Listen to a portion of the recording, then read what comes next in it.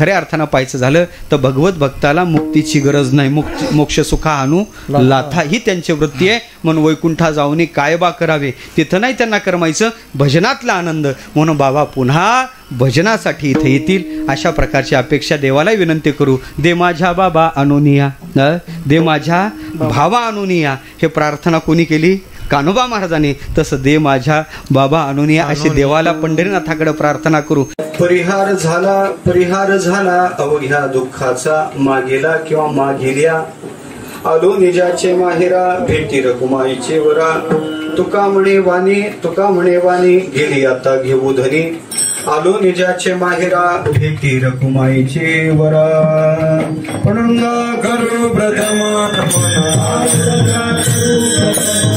पांडुरंगा करू प्रथम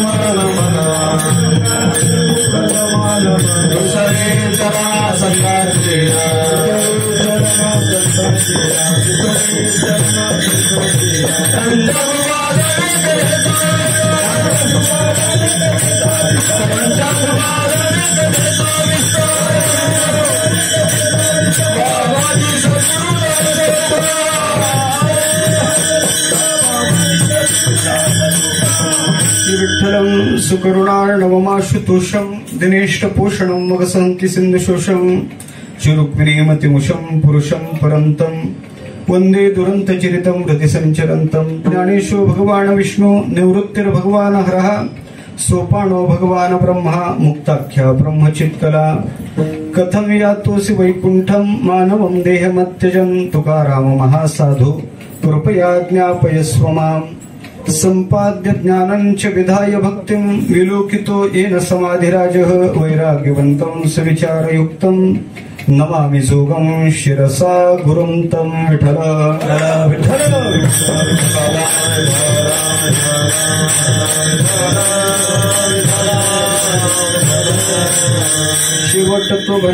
शेवट तो भला माझा बहु गोड झाला, आलो निजाचे माहेरा, भेटी रकुमाईचे वरा. प्रस्तुत प्राप्तस्थळी प्राप्त संगी कीर्तन रूपी सेवेकरिता निवडलेला अभंग वैराग्य रागरसिक जगद्गुरु तुकोबाराय महाराज यांचा 4 चरणाचा असून पारमार्थिक जीवनात जो शेवट अपेक्षित आहे आणि तो माझा शेवट पूर्णत्वाला गेला आणि त्या शेवटाच्या विषयी कृतार्थतेचे उद्गार काढणारा अभंग आहे.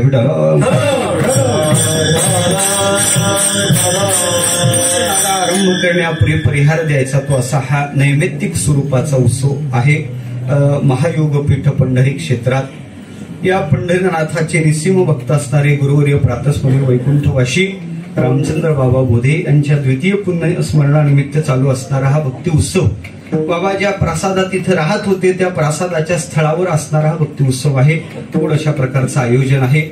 खऱ्या अर्थानं पाहायचं झालं तर काय बोलावं याच्यासाठी भावना दाटून आलेल्या आहेत, पण शब्दाची मर्यादा आपल्याकडे आहे, वेळेची मर्यादा आहे, त्यात आपल्याला चिंतन करायचं आहे. बरोबर बाबा कोण होते आपण काय सांगायचं? आपल्याला प्राकृत शब्दांनी त्या महापुरुषाच्या शुद्ध स्वरूपाला आपलं बोट पोचेल सांगायला जमत नाही. त्या शुद्ध स्वरूपाचं चिंतन हे काय आहे की कैसे नाना परिभाषा विसे स्तोत्र करू तुझोद्देशे निर्विशेषा. त्या निर्विशेष परब्रह्म स्वरूपाची ज्यांनी प्राप्ती करून घेतली त्या महापुरुषाचं चिंतन आपल्यासारख्या प्राकृत व्यक्तीने या प्राकृत शब्दात काय त्याचं चिंतन करायचं?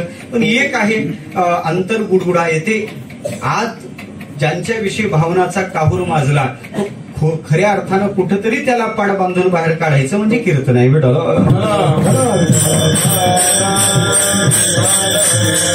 अशा प्रकारचा बाबांचा हा भक्ती उत्सव आरंभ झालेला आहे. आळंदीला, नरखेडला, त्याचबरोबर काटोलला,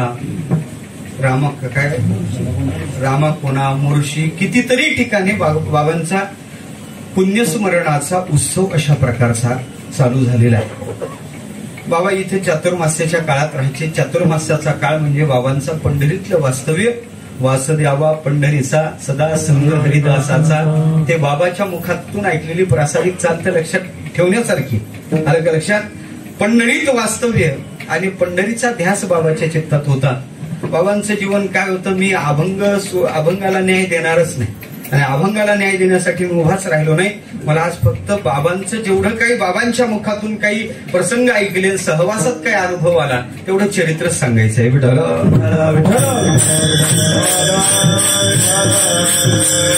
गोड अशा प्रकारचं आयोजन आमचे हरिभक्तीपरायण आदरणीय गुरुबंधू असणारे प्रमोद महाराज ठाकरे, गुरुबंधू असणारे घनश्याम महाराज घनश्याम बाबा यांनी इथे हे आयोजन केलं. आळंदीला सुद्धा गोड आयोजन चालूच आहे. आळंदीलाही सप्ताह चालू आहे, नरखेडलाही सप्ताह चालू आहे. सर्व ठिकाणी काय त्यांनी पुण्य संपादन केलं, लोकांना पुण्याला लावलं आणि पुण्याशिवाय दुसरं काहीच केलं नाही. दोनच गोष्टी बाबा साधकाला विचारायचे, जेवण झालं का आणि दर्शन झालं का. इथं आळंदीत पंढरीत तुम्ही आले का, दोनच गोष्टी त्यांच्या प्रमुख राहायच्या. व तू खऱ्या अर्थानं पाहायचं झालं तर कशासाठी आला, काय म्हणजे तिकडं काय वैतागून आला का, हे काही नव्हतं. तू आल्यानंतर दर्शन घेतलंस का, जेवण केलं का. ही वृत्ती ज्यांनी जीवनात भजन आणि भोजन ही वृत्ती शेवटपर्यंत सांभाळली, शेवटपर्यंत. दादा समोर साक्षीला आहे. ज्यावेळेस आम्ही पुण्याच्या दवाखान्यात बाबा होते संचेतीला, आणि संचेतीतला प्रसंग असा होता, जी नर्स तपासायला यायची आणि दररोज मग डॉक्टरनं त्यांना चेअरवर घालून फिरवायला सांगितलं. आणि ज्यावेळेस फिरवायला बाहेर घेतलं आणि बाहेर फिरवता फिरवता फिरवता फिरणं झालं, एक दोन राऊंड झाले. 2 राऊंड झाल्यानंतर बाबाची जेवणाची वेळ झाली, आता आपण जेवू. मग बाबा त्यांना विचारतात, तुमचं जेवण झालं का. ते नाही आता जेवायचं म्हणे, मग आपल्यातला एक डब्बा त्यांना द्या. त्यांनी परमार्थ केला, हे साधकाची काळजी वाहिली, असे साधकाचे मायबाप गुरुहरी बाबा होते. विठ्ठल बाबा प्रत्येकाला आपले वाटायचे. आपले का वाटायचे, कारण ते सगळ्या जगाचा जीव आहे. एक सगळ्यात सोपं सिद्धांत सांगायचा झाला तर ते जगाचं खरं आत्मतत्व सगळ्यांना प्रिय आहे, ते आत्माच झाले होते, म्हणून सगळ्यांना ते प्रिय वाटत होते, असं त्यांचं जीवन होतं. काय साधकाने प्रेम केलं महाराज. मी तर म्हणतो, बाबांच्या अंत्ययात्रेचा प्रसंग जर डोळ्यासमोर आठवला तर आळंदीत याच्या आधी तरी आम्ही एवढी मोठी नाही असं म्हणतात. गुरुनाम गुरु मामासाहेबाच्या वेळेस एवढी साधक मंडळी त्या अंत्ययात्रेला पंढरीतून उपस्थित झाली होती, पण भारतातून सर्वत्र अशा प्रकारचे साधक एवढ्या प्रमाणात अलीकडे तरी कोणाला एवढे पाहिले नव्हते. विठ्ठल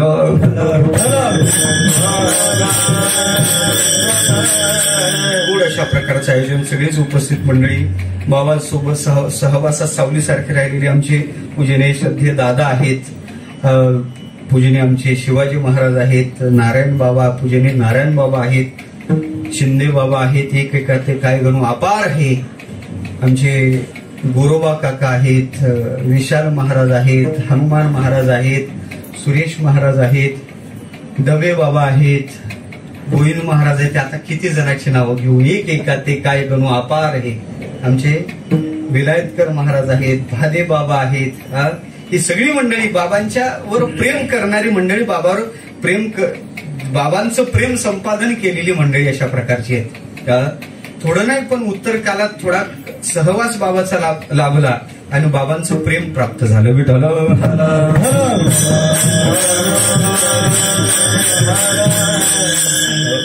काय होते बाबा महाराज, आताच एक गोविंद महाराजांनी अनुभव सांगितला. ते साधक जवळ आल्यानंतर तू कोणत्या जातीचं हे विचारलं.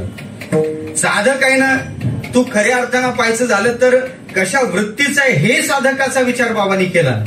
तो साधक जवळ आल्यानंतर खऱ्या अर्थानं पाहायचं झालं तर तू कोणत्या विभागाचा, मग आमच्या विभागातला असेल तर आमच्याकडे ही सुद्धा वृत्ती त्यांना कधी शिवलेली नाही बरं का. असं व्यापक अवसे व्यापक ज्ञान भले जयाचे हृदय गिवसीत आले, असं ज्यांचं जीवन होतं. रवी महाराज फार अशा प्रकारचं मोकळं जीवन गुरुहरी बाबांचं होतं. बाबांचा विचार करायचा झाला तर बाबांचा जन्म नरखेड भूमीत झाला. त्या नरखेड भूमीचा इतिहास काही सामान्य नाही. ही नरखेड भूमी व्यापारासाठी प्रसिद्ध असणारी भूमी आहे. पूर्वीपासून इथं व्यापार घडत होता आणि त्यातल्या त्यात अलीकडे संत्र्याच्या बाबतीत ते व्यापाराची भूमी असल्या कारणानं संत्रा मंडी आहेच. विशेषत्वानं ही भूमी परमार्थाला सुद्धा पोषक ऊर्जा देणारी भूमी. या भूमीची विशेषता अशी आहे, या भूमीत 9 ब्रह्मचारी महात्मे अवताराला आले. आलं का लक्षात. स्वामी महाराज असतील, गुरुवर्य राजाराम महाराज बालपांडे असतील, आम्हाला ज्यांचं बालपणात कडू प्राप्त झालं ते वामन बाबा बालपांडे असतील, आलं का लक्षात? ते तर दोन्ही डोळ्यांना आंधळे होते आणि ते असे कडक होते, असे कडक. आम्ही त्यांची शेंडफळ आहे ती विठाल. आणि शेवटच्या काळात बाबांचं शिबिर आम्हाला भेटलं. गुरुरी अमृतबाजी 8 दिवस त्या शिबिरात राहिले. तुम्ही आहेत शेंद्रेची, खऱ्या अर्थानं पाहायचं झालं तर 8 दिवस बाबाही तिथे राहिले. काय आनंद महाराज, काय ही महात्मे म्हणजे सामान्य नव्हते. असे कडक होते, त्यांच्या पेटीला जरी हात लावला तरी ओळखायचे आणि त्यांच्या त्या मृदंगावर कोणी थाप टाकली तरी ओळखायचे, इतके कडक होते. दिवसभर घड्याळ नीट करायचे. कोणत्या?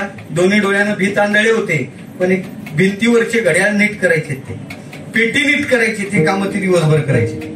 आणि विशेषतः कडक किती होते सांगू का? एक प्रसंग सांगतोच मी. अभंगाला मी सांगितलं न्यायच देणार नाही, अभंग ऐकायला नेहमी आहेच. आलं का लक्षात? खऱ्या अर्थानं पाहायचं झालं ते एक वेळचा प्रसंग. रेल्वेवर ते पूर्वीचं ते पुठ्याचे तिकीट होतं 12 आण्याचं, 4 आणे त्याच्याकडे राहिले होते तिकीटवाल्याकडे, त्या मास्तरकडे. त्यानं तिकीटचे पैसे दिले नाही. त्यानं ते पैसे दिले नाही, त्याने हात घातला. अरे बाबा तिकीट किती? मग 75 पैसे 12 आण्याचं झालं, 4 आणे शिल्लक राहिले. हात घातला आणि ते पैसे देत नव्हता. त्याने हात आंधळे आंधळे हात काढ. त्याने हात काढला. पुन्हा घातलाय म्हणजे माझे 4 आणे दे.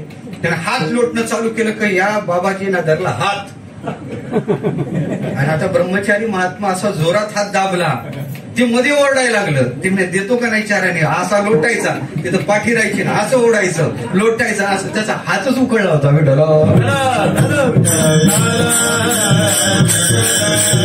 भयंकर कडक होते, भयंकर. म्हणजे आता त्यांच्या भरपूर कथा आहेत, एकेका ते काय फार विशेषता आहे. त्याच्यानंतर पाहायचं झालं तर गुरुवर्य अमृत बुवाजी, गुरुवर्य मारुती बाबा, गुरुवर्य वैद्य बाबा आणि गुरुवर्य बोधे बाबा एकाच भूमीत अवताराला आलेले महापुरुष आहेत. काल बाबा समोर होते, मी काल सांगितलं सगळं. बाबा 56 साली आळंदीला आले मारुती बाबा. 40 साली आपले अमृत बाबाजी सुटून गेले. त्याच्या आधी गुरुवर्य भाऊसाहेब महाराज 35 साली आळंदीला, नथुसिंग बाबां ते एका पाठ्याचे होते. त्याच्यानंतर पाहायचं झालं तर 1960 साली वैद्य बाबा आळंदीला आले आणि 1961 साली बोधे बाबा आळंदीला आले.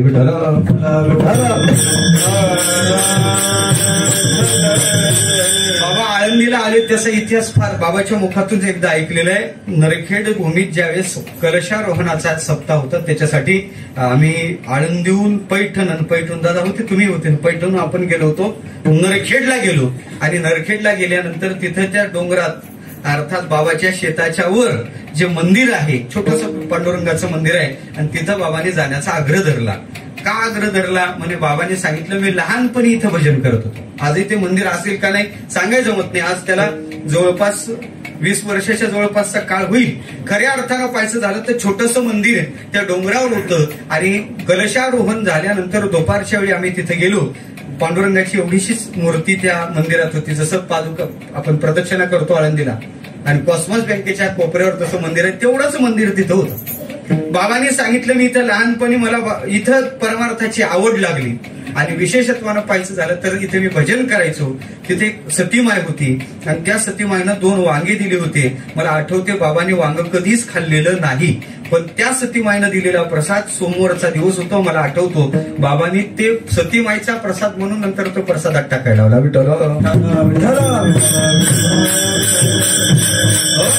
खऱ्या अर्थानं पाहायचं झालं तर तिथून खाली शेत होतं, गरिबीचं वातावरण, माळी कुटुंबात झालेला जन्म, आमची माळी याची जाती.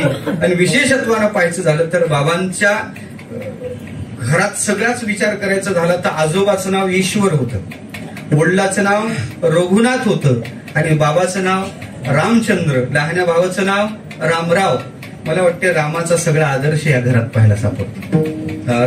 सगळं ईश्वर, सगळे 2 बहिणी 2 भाऊ, अशा प्रकारचा विस्तार होता, गरिबीचं वातावरण होतं. आणि तिथून 1958 साली नरखेडला झालेला मोठा सप्ताह बाबांच्या आळंदीला येण्याला कारण होता. बाबांच्या मुखातून ऐकलेले हे सगळं त्याच्यानंतर लिहिलेले आहे ते चरित्र.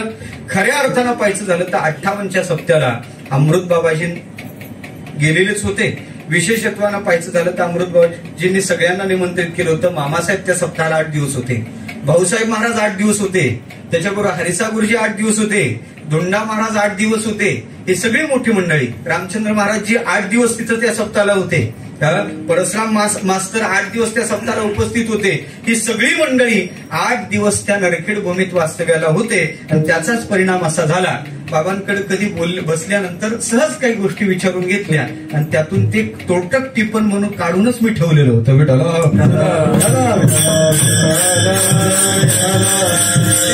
58चा सप्ताह परिणामकारक झाला आणि त्यातल्या त्यात विशेषत्वानं बाबाच्या जीवनावर ज्यांचा प्रभाव पडला ते गुरुवर्य वैराग्य राग रसिक असणारे आमचे भाऊसाहेब महाराजांचा विशेष प्रभाव होता. विशेष प्रभाव बाबावर त्यांचा होता. बाबा तिथून आले, आळंदीत फार कोणाचा परिचय बाबाला नव्हता. आले तेही पळून आलेले, रात्रीच्या 1च्या गाडीनं नरखेडून निघलेले. त्याच्यानंतर पाहायचं झालं तर याला कुठं नागपूरला, नागपूरहून पुण्याला, पुण्याहून आळंदीला, आणि आळंदीत आल्यानंतर बाबा सांगायचे हळदे धर्मशाळेत मी 15 दिवस राहिलो. हळदी धर्मशाळा 15 दिवस वास्तव्य माझं तिथं झालं. आणि एक दिवस सकाळच्या कार्तिकीचा वारी जवळ आलेली. झालं असं, जाता जाता सकाळच्या वेळी भाऊसाहेब महाराज सकाळी 4ला प्रदक्षिणा करत होते. बाबांची सहज भेट तिथंच त्या चौकात झाली आणि तिथून मग भाऊसाहेबांचं दर्शन घेतलं. आणि भाऊसाहेबांनी प्रदक्षिणा करतच त्यांचं मौन राहायचं. बाबा पाठोपाठ त्यांच्या गेले. प्रदक्षिणा संपल्यानंतर मग मी नरखेडचं आहे असं सांगितलं आणि नंतर भाऊसाहेब महाराजांनी त्यांना देवीदास धर्मशाळेत नेलं. बाबा शेवटपर्यंत देवीदास धर्मशाळेत राहिले.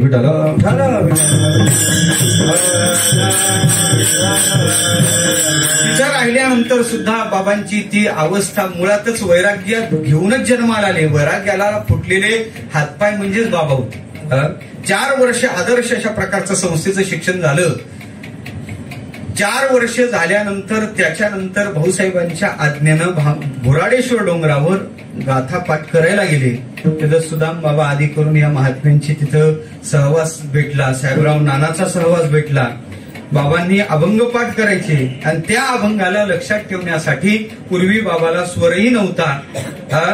असं त्यांच्या समोर, कारण की बाबा सांगायचे मला हे जे आहे ते साहेबराव नानाची कृपा आहे. आणि साहेबराव नाना त्या अभंगाला अनुरूप अशा प्रकारच्या चाली सांगायचे. करता करता करता करता करता त्या चाली बसवल्यात. साहेबराव नानाचं भरपूर बाबावर प्रेम होतं, भरपूर प्रेम होतं. विशेषत्वानं सांगायचं झालं तर असा काळ गेला. त्या काळात त्यांची गाथ्याच्या याची परीक्षा स्वतः मामासाहेबांनी घेतली. मामासाहेबांनी ती परीक्षा घेतल्यानंतर उत्तम गाथा पाठ केला म्हणून मामाने पाठ थोपटली आणि 50 रुपये बक्षीस दिलं होतं. त्याच्यात संस्थेची सार्थ ज्ञानेश्वरी घेतलेली होती. ते 50 रुपयाचं बक्षीस ते मामांनी ते परीक्षा घेऊन दिलेलं बक्षीस. गाथा पाठ झाला. बाबांनी आयुष्यात कीर्तन केलं नाही. बाबा सांगत होते एकच प्रॅक्टिसचं कीर्तन संस्थेत केलं आणि तो अभंग होता तुकाराम तुकाराम नाव घेता कापेयम.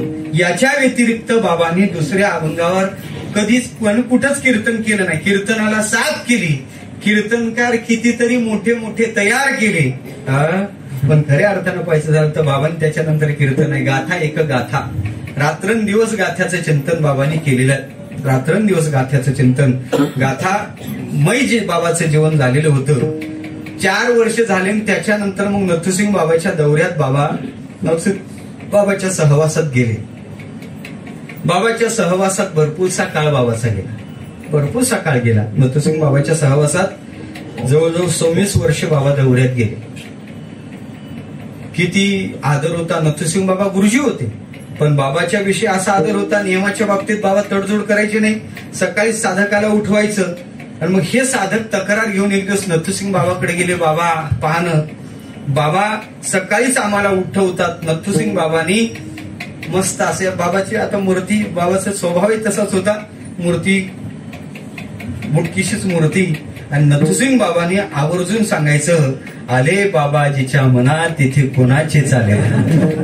कोणी म्हणायचे नथुसिंग बाबांनी म्हणायचं बाबाच्या मनात आल्यानंतर तिथं काही नाही. नियमाच्या बाबतीत त्यांनी कानाला हात लावायचे. अशा प्रकारचं बाबाचे नियम म्हणजे नियम. कधी तडजोड बाबांनी नियमाच्या बाबतीत केली नाही. साधकाला सकाळी उठून निजलिया जागविती निज पुरोनिया देते हे त्यांच्या जीवनाची विशेषता होती. खऱ्या अर्थानं पाहायचं झालं तरी सकाळी ते उठवायचं. ते दौऱ्याचा काळ 2 महिन्याचा दौऱ्याचा काळ. नंतर बाबा सप्ताहाला मग दादा असतील, त्याच्याबरोबर जनार्दन बुवा असतील, त्याच्यानंतर पाहायचं झालं तर आपले पंढरी बुवा असतील, त्याच्यानंतर पितांबर महाराज असतील, काही काळ आम्ही होतो. आलं का लक्षात? खऱ्या अर्थानं पाहायचं झालं तर भरपूर फिरलो बाबासोबत, इतका फिरलो आणि खऱ्या अर्थानं पाहायचं झालं ते प्रेम भेटलं, ते वेगळं. त्या सप्त्याच्या गावात गेलेलं वातावरण, बाबाच्या सहवासातलं वातावरण, खऱ्या अर्थानं बाबा म्हणायचे उल्हास फार झोपाडू आहे बेटा.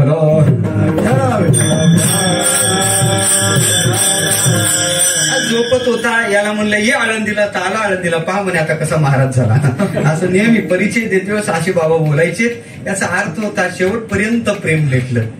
वास्तवात पाहायचं, गुणावर प्रेम जगत करत असते, पण आपल्या अवगुणावरही प्रेम करतो तो साधू असतो. आणि खऱ्या अर्थानं बाबाने ते यावं जीवन शेवटपर्यंत, शेवटच्या दिवसापर्यंत सुद्धा, कारण शेवटच्या दिवसाचा प्रसंग सांगेल, कितीतरी प्रसंग आहे, चरित्र सांगितलं तर 2 तास सुद्धा अपुरे पडतील, इतकं विशाल बाबाचं चरित्र आहे. आणि काही प्रसंग मी सांगू शकणार नाही, ते सांगितलं तर मला पुढे कीर्तन जमणार नाही, म्हणून ते प्रसंग मी सांगणार नाही, ते तसेच ठेवणार आहे. खऱ्या अर्थानं पाहायचं झालं तर असं जीवन होतं.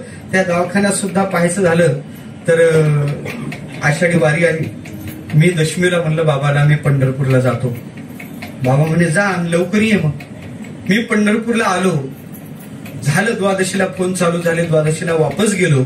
वापस गेल्यानंतर झालं, मी गेल्यानंतर बाबा म्हणे उल्हास बुवा तुम्हाला पंढरपूरला दर्शन घ्यायला जावं लागलं, पण मला देवानं असं दर्शन दिलं चतुर्भुज रूपानं, याच्या असं दर्शन मला आधी कधीच झालं नाही, असं देवाने मला दर्शन दिलं.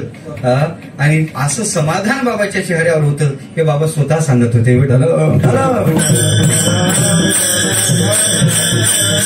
खऱ्या अर्थानं पाहायचं झालं तर शेवटच्या दिवशी सुद्धा आळंदीत एक कार्यक्रम होता, त्या कार्यक्रमात गुंतलेले होते, तुम्ही होते ना, हनुमान महाराज होते त्या कीर्तनाला. जवळपास 11-12 फोन दवाखान्यातून आले, कधीच न फोन नाही ते काय. आधी जायचं होतं, नथुसिंग बाबाचा सप्ताह चालू होता, तिकडे कीर्तनाला गेलो, तिथून आळंदीला आलो, कीर्तन चालू होतं. 11-12 फोन आल्यानंतर विचार पडला का फोन काय एवढे येत आहेत. शास्त्री महाराजांचे फोन आलेले पाहिलं तर म्हणे बाबा सकाळपासून तुमचं स्मरण करतात, तुम्ही ताबडतोब या, तब्येत जरा जास्त आहे. म्हणून खऱ्या अर्थानं पाहायचं झालं तर आम्ही कीर्तन झालं लगेच तसेच निघलो. आमच्या गावचे पुरुषोत्तम महाराजही होते, ते म्हणे मला येऊ द्या. नंतर राम महाराज डोंगर होते, ते म्हणे मला यायचं बाबाला भेटायला. तेवढ्यात असं झालं, आमचं एक तर गुरुदेव संदीपन महाराज झोपलेले होते, ते म्हणे मला तुम्ही का उठवलं नाही, माझी शेवटची भेट झाली असते. त्यांना उठवण्याचं तेवढं राहून गेलं. आणि झालं असं, मग तुकाराम बाबा म्हणे मला येऊ द्या. मग मोठी गाडी पुण्यावाले भेटायला आले होते, त्यांचीच गाडी घेऊन आम्ही दवाखान्यात गेलो. दवाखान्यात गेल्यानंतर पितांबर महाराजांनी सांगितलं बाबा उल्हासबुवा आले. उल्हासबुवा आले म्हणल्यानंतर हाताला सलाईन चालू होतं, बेड सोर्स झालेले होते. आणि खऱ्या अर्थानं पाहायचं झालं तर मला सांगितलं बसा, असं खुणवलं हातानं. मी तिथं स्टूलवर बसलो, सलाईनचा हात उचलला, माझ्या या हातावर दिला. तो फोटो ते जे सोबत आले त्यांनी काढून ठेवला, तो शेवटचा फोटो असेल असं मला वाटते. त्याने सहज काढला. मी रागावलं, म्हणलं अरे तुम्ही असे फोटो काढता, त्या व्हॉट्सअपला ते टाकता, लोक गर्दी करतात, त्याच्यामुळं खऱ्या अर्थानं पाहायचं झालं तर त्यांना आराम घडत नाही, म्हणून त्याला रागावलं. पण ते खऱ्या अर्थानं त्यानं जर तो फोटो काढला नसता तर शेवटचं ते दर्शनही झालं नसतं. विठ्ठल एक हात असा हातात दिलेला होता, एक डोक्याच्या जवळ दुसरा हात ठेवलेला होता. आणि मी म्हणलं बाबा काय त्रास होते तुम्हाला, तुम्हाला जो त्रास होतो तो सांगा, आपण डॉक्टरला सांगू. इथं जर हे वाटत नसेल तर आपण दुसऱ्या दवाखान्यात जाऊ बाबा, असं मी बाबाला बोलत होतो. बाबाने अशी नकारात्मक मान हलवली आणि बाबाच्या मुखातून शब्द निघले विठ्ठल विठ्ठल.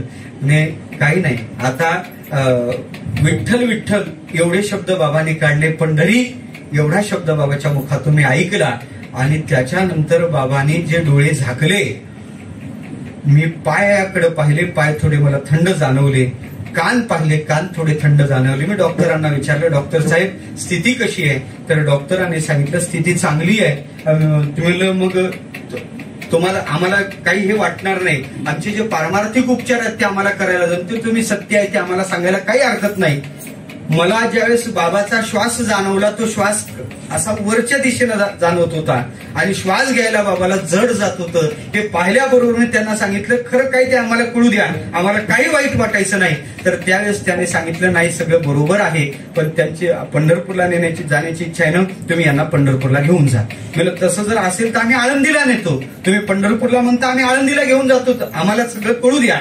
डॉक्टर सांगलं काही नाही, सगळं बीपी वगैरे नॉर्मल आहे, तुम्ही पंढरपूरला जायला काही हरकत नाही. मग तेवढ्यात अँब्युलन्स बोलावली. त्याच्यानंतर आम्ही ते बाबाला घेऊन खाली आलो. अँब्युलन्स मध्ये ठेवल्यानंतर सलाईन लावलं. ते सलाईन आज जात नव्हतं. अर्धा तास डॉक्टर तिथं बसला, ती सलाईन जात नाही. पुन्हा पाल चुकली माझ्या चित्तात. का म्हणलं डॉक्टर साहेब आणखी नाही, आम्हाला खरं ते काय कळू द्या. डॉक्टरांनी सांगितलं काहीच हरकत नाही, सगळं यांचं नॉर्मल आहे.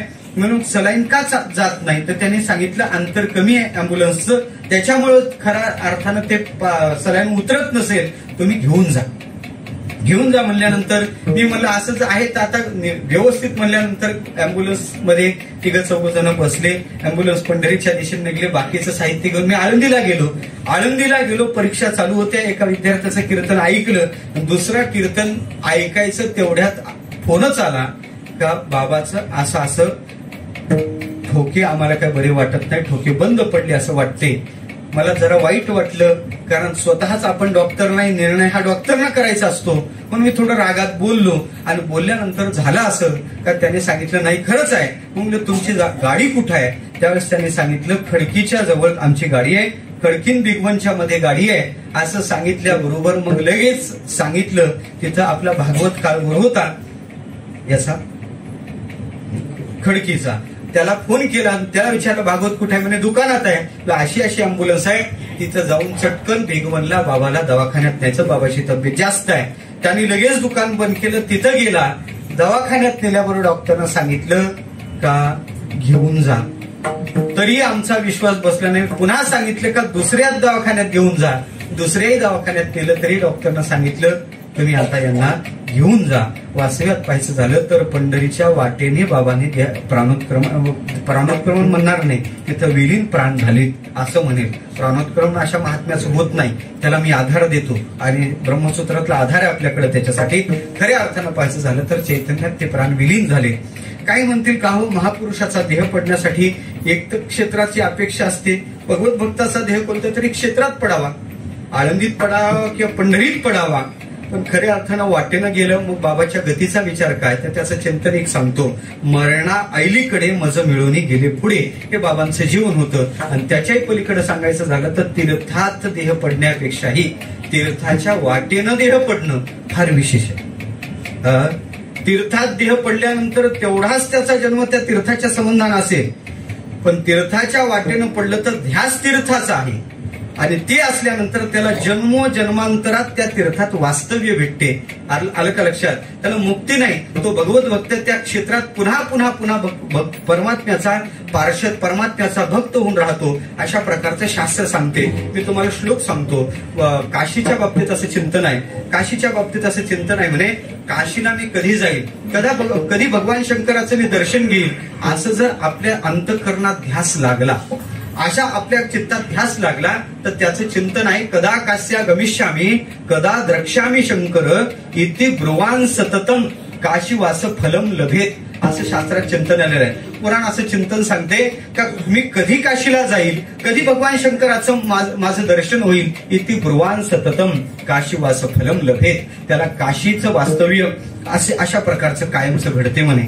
तसंच पंढरीच्या बाबतीत आहे. पंढरी सुद्धा देवतीर्थ आहे. पण या देवतीर्थाच्या बाबतीत बाबाचे चिंतन असंच होतं. पंढरी पंढरी पंढरी कदा पंढरी गमिष्यामी कदा द्रक्ष्यामी श्री विठ्ठल येथे ब्रुवान सततम पंढरीवास फलम लभेत. असं का घडू नये म्हणून त्यांना अखंड पंढरीचं वास्तव्य बाबांना प्राप्त झालं. विठ्ठल अखंड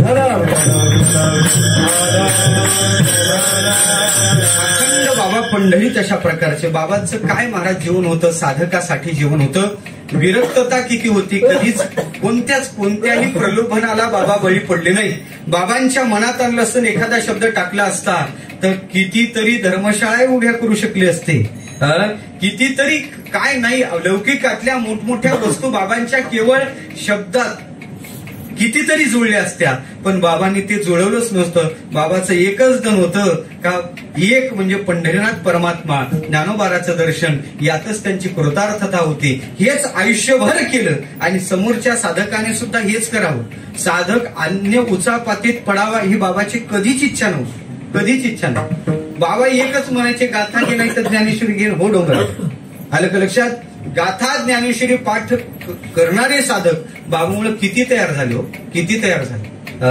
निर्हेतुक प्रेम होतं. त्या साधकापासून काही अपेक्षा बाबाला नव्हती. वास्तव्यात पाहायचं झालं तर त्या साधकाने पुन्हा बाबाकडे काय कोणत्याही प्रकारची अपेक्षा बाबांनी नाही ठेवली. असं जीवन म्हणजे गुरुदेव बाबाचं जीवन होतं.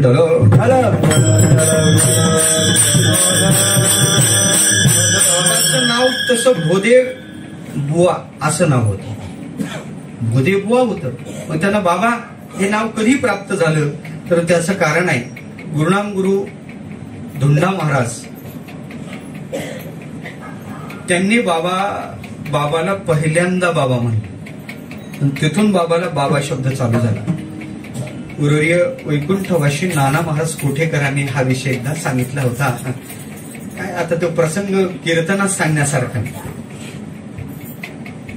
बाबा सहज बोलले आणि बोलल्यानंतर बाबाचा स्वभाव तशा प्रकारचा पाहायचा झाला तर शिस्तीच्या बाबतीत बाबा कडक होते. आणि बाबा हे बोलले. बोलल्यानंतर नानाने सांगितलं बाबा आपल्याला ऐकावंच लागते कारण बाबा हे साधे नाहीत. धुंडा महाराज यांना बाबा म्हणायचे तर बाबाला बाबा धुंडा महाराजांनी म्हणणं चालू केलं. असं नानांनी सहज बोलता बोलून दिलेलं वाक्य होतं. वास्तव्यात पाहायचं झालं तर अशी मोठी मंडळी ज्यांना बाबा म्हणायचे असे बाबा होते.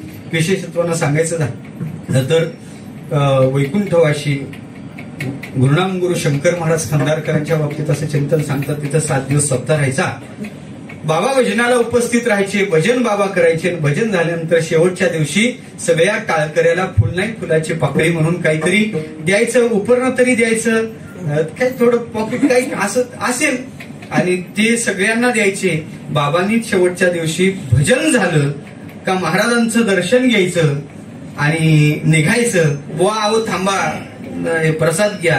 ते महाराज तुमची कृपा असू द्या. हे आम्हाला काही नको तुमचा आशीर्वादच आमच्यावर राहू द्या असं बाबांनी बोलायचं. त्या शंकर महाराज खंदारकरांच्या मुखातून निघलेले शब्द आहेत. गुरुवर्य चंद्रशेखर महाराज देगलूरकर सांगतात का शंकर महाराज खंदारकर त्यांना म्हणायचे ते तुकोबाराचं छोटं मॉडेल आहे. विठ्ठल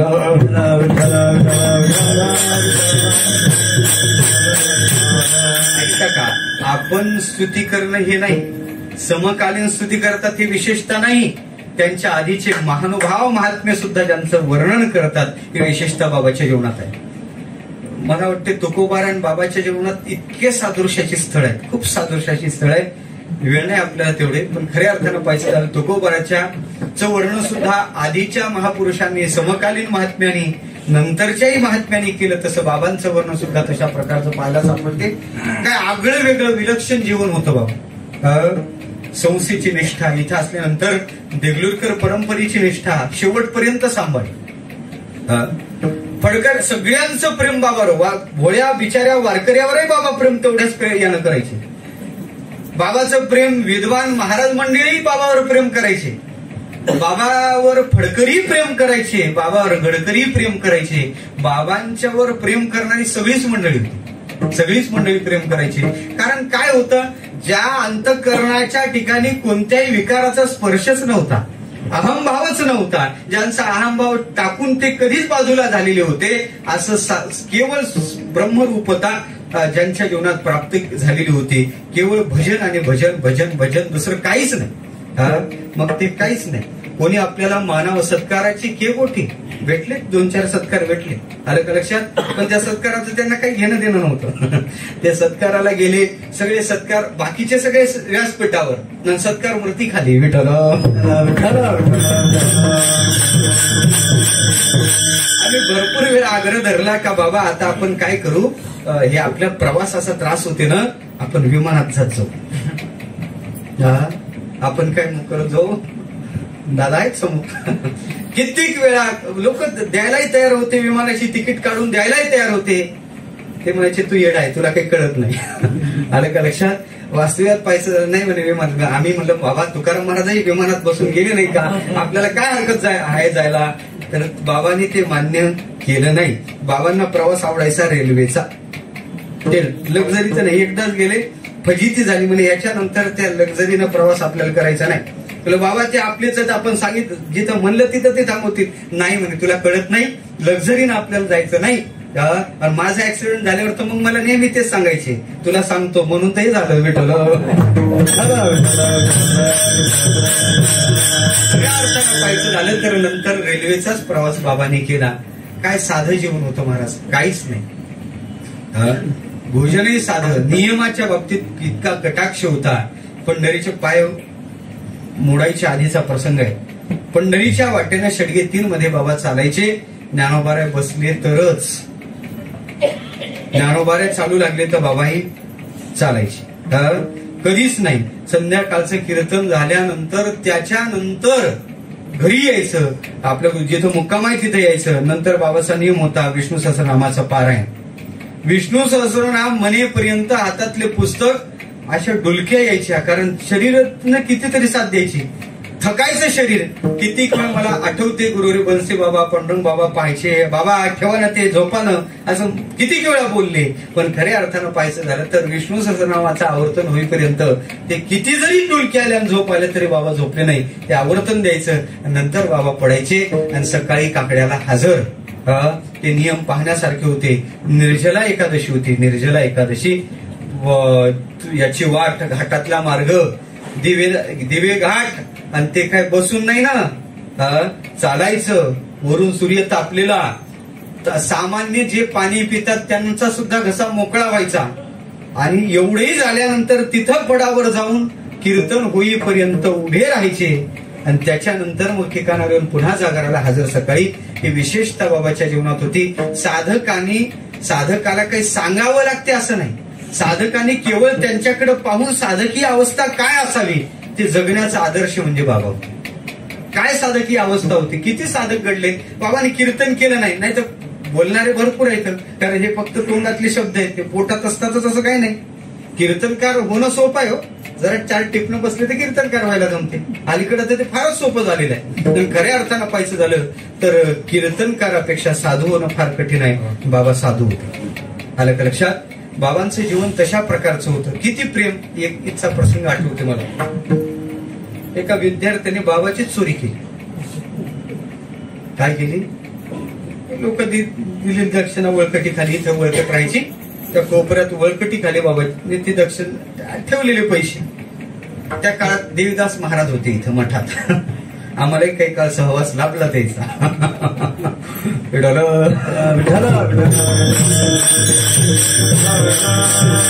हसण्यातच तुम्हाला अर्थ लक्षात आलेला आहे. आलं का लक्षात? त्यावेळेसचा प्रसंग. आणि मठ सांभाळायला ते होते. अतिशय कडक स्वभाव, बोलायला फार कठीण. मारुती बाबांनी चातुर्मास बाबा राहायचे. बाबांनी नंतर चातुर्मास सोडून दिला. मारुती बाबांनी चातुर्मास आधी राहायचेच बाबा, त्याच्यानंतर तो सोडून दिला चातुर्मास. विशेषत्वानं पाहायचं झालं तर रामचंद्र बाबाजी सुद्धा इथंच चातुर्मासाला राहायचे. विशेषत्वानं ते झालं असं, त्या पोरांनी पैसे चोरले कळलं तर मग आणखीनही 1-2 जण चातुर्मासात होते. त्याला पकडलं, त्याला 2 कानाखाली दिल्या, बोलले, सगळं झालं. बाबा मात्र काही बोलले नाही. आता यांच्या देखतही त्यालाच बोलणं बाबाला शक्य नव्हतं. सकाळ ते झालं सगळं. सकाळच्या वेळचा प्रसंग. बाबा देवकराचं भजन करून आलेले. बाबालाही कळलं. बाबा शांत राहिले आणि सगळे दुपारच्या विश्रांती करत होते. त्या विश्रांतीच्या काळात बाबा त्याच्याजवळ गेले, त्याला उठवलं, जवळ नेलं, बसवलं, कुरवाळलं. कोणाला? ज्यानं चोरी केली त्याला. आणि त्याला एकच शब्द सांगितला, असं करू नये बाबा, तुला पैसे पाहिजेत का? मग बाबाने पुन्हा त्याच्या आपल्या वळकटीखाली हात घातला, पैसे काढले, त्याला पैसे दिले. आज मोठा महाराज आहे. नाव नाही सांगत.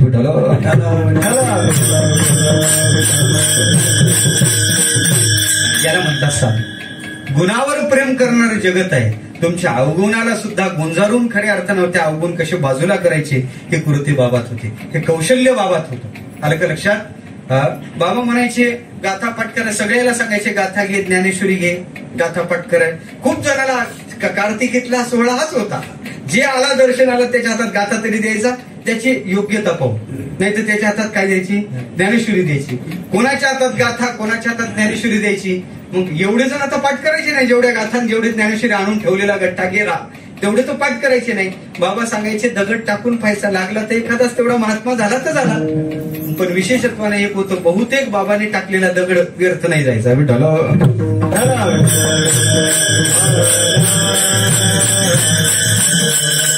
अशा भरपूरशा आठवणी आहेत तेव्हा. काय सांगायचं, असे गुरुवर्य वैकुंठवासी बाबा होते. साधकाचा मायबाप, साधकाचा आधार होता. पंढरीत आल्यानंतर जायचं कुठं म्हणल्याबरोबर सगळ्यांना एकच विशेषता होती, या भूमीत यायचं. बाबा आपल्याला कुठं जायचं, बाबाकडे इथं आल्यानंतर जेवायचं कुठं. साधकाला जी चिंता होती ती साधकाची चिंता. पंढरीत गेल्यावर आपल्या जेवायची व्यवस्था काय, इथं काहीच नाही. तिथं तरी आधार आहे आळंदीत आपल्याला, इथं काय आधार आहे. इथं आल्याबरोबर तो साधक डोळे लावून मठाच्या दिशेने यायचा. आलं का लक्षात.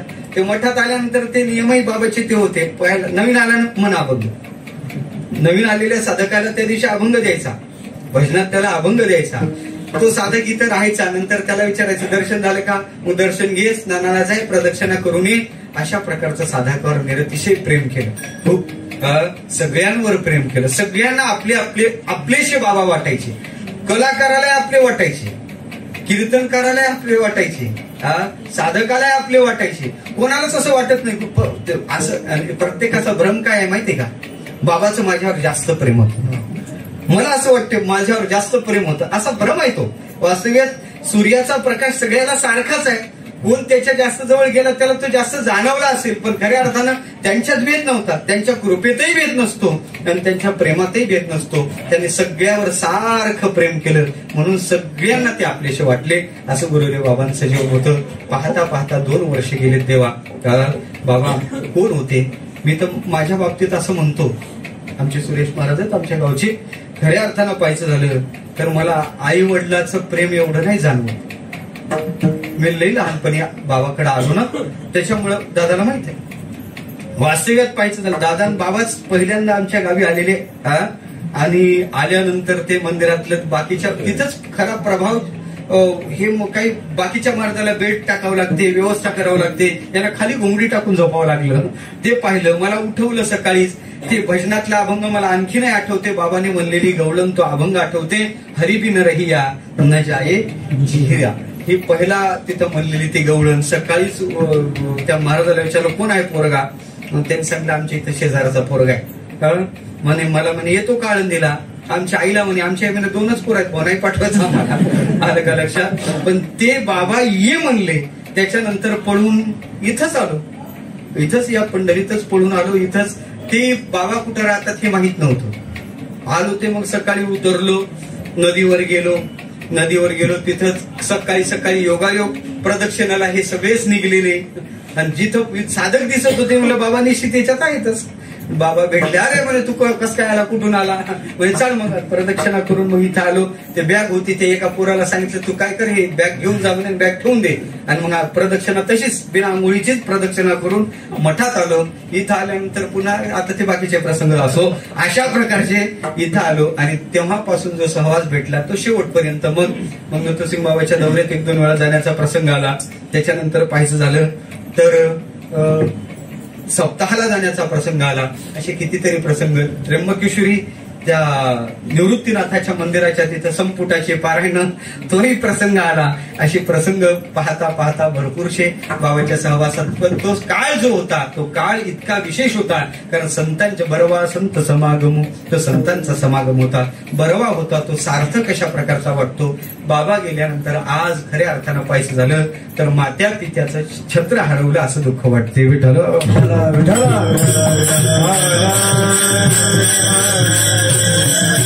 विशेषतः पाहायचं झालं तर बाबा गेल्यानंतर मोठा सप्ताह पंढरपुरात ठरला होता. दादा आहेत त्याचे साक्षीदार. किती मोठा खऱ्या अर्थानं पाहायचं झालं तर गुरुरी चैतन्य महाराज, गुरुरी चंद्रशेखर महाराज ही मंडळी सुद्धा त्या सप्ताहाला उत्स्फूर्त अशा प्रकारची होते. इतकं भव्य दिव्य स्वरूपाचा सप्ताह होता. आळंदीतल्या शताब्दी सारखं नियोजन झालं होतं जवळजवळ.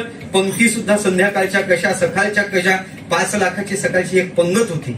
एवढा मोठं नियोजन झालेलं. पण एक विशेषता सांगतो, बाबाला हे मान्य नव्हतं.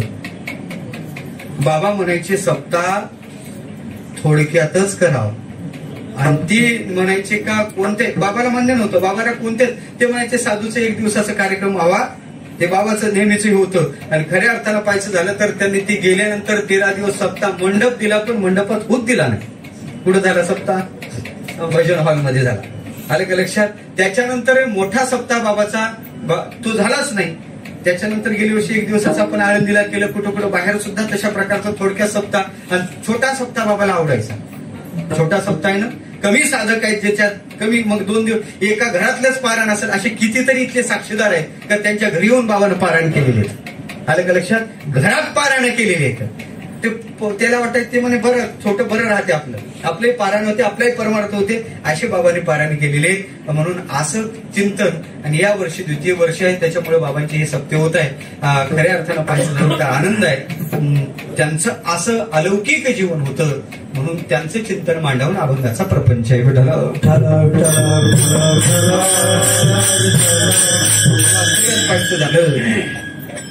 तर काल फार क्रूर आहे देवा. काळा इतकं क्रूर दुसरं काहीच नाही. काळ ज्या आपल्याला अपेक्षित आहे त्या सगळ्याला घेऊन जातो. पहा केवढा पसरला असे चवडा करून माझी वडा आकार गज. तर किती जणांना आजा मेला, पंजा मेला, बाप मसना गेला. एवढा जरी क्रूर असलेला काळ असला तरी त्या काळाची मजाल नाही या महापुरुषाला नेण्याची. तर हे महापुरुष काळाच्या पडद्याआड जात नाहीत. हे महापुरुष मृत्यूच्या पडद्याआड जात नाही. कारण एक भागवताच्या एकादश स्कंदात मृत्यूचं स्वरूप सांगितलं. कशाला म्हणतात मृत्यू? मृत्यू म्हणजे काय त्याचं चिंतन करते सांगितलेलं आहे. मृत्यू त्याला म्हणतात बाबा मृत्यूर अत्यंत विस्मृती. मृत्यू म्हणजे काय? मृत्यू म्हणजे अत्यंत विस्मृती. मृत्यू करतो काय? त्या व्यक्तीला विस्मृतीच्या पडद्याआड टाकून देतो. मला असं वाटते आपल्याला माहित आहे आपण आपला पाप सांगू शकतो, आपण आपल्या आजोबाचं चिंतन सांगू शकतो, आपण पंजोबाचं सांगेल, खापर पंजोबाचं सांगेल, चिप्पड पंजोबाचं सांगेल, पण त्याच्या पलीकडे सांगा बरं आपले पूर्वज गेले कुठं? मृत्यूनं त्यांना विस्मृतीच्या पडद्याआड टाकलं. मृत्यू त्यांच्यावर चाल करून आला. पण एक सांगू का, मृत्यू सगळ्याला विस्मृतीच्या पडद्याआड टाकतो, पण मृत्यूची ताकद नाही या महापुरुषाला विस्मृतीच्या पडद्याआड टाकण्याची. 725 वर्ष झाले तरी ज्ञानोबाचा समाधी सोहळा होतो. 425 वर्ष 450 वर्ष जवळजवळ होतात तरी तुकोबाराचा वैकुंठगमन सोहळा होतो. हे सगळ्या महापुरुषांचं आजही आपण स्मरण का ठेवतो? आपल्या पूर्वजाचं स्मरण नाही. एखादा मुलगा वडिलाचं श्राद्ध करतो, या वर्षी करतो, प्रथम वर्ष श्राद्ध फार हौसेनं होते, दुसऱ्या वर्षी त्याला तिथी लक्षात राहते का नाही हा मोठा प्रश्न आहे. पण या महापुरुषांचं एवढं आपल्या अंतःकरणात आत्मीयता राहून आपण त्यांचं श्राद्ध आपण त्यांचे उत्सव असे पुण्यतिथी का करतो?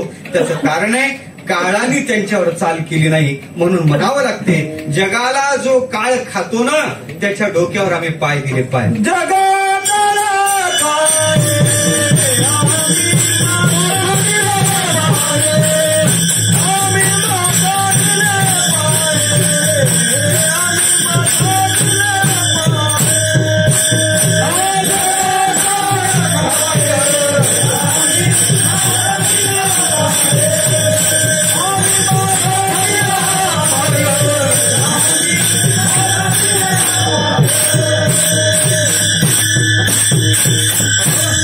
जगाला जो काळ खातो त्या काळाच्या माथ्यावर आम्ही पाय दिले. तुका म्हणे आता आम्ही मुक्तीची माथा खऱ्या अर्थानं पाय तेव्हा जिंकोनिया काळा वरी गेले भूमंडळा.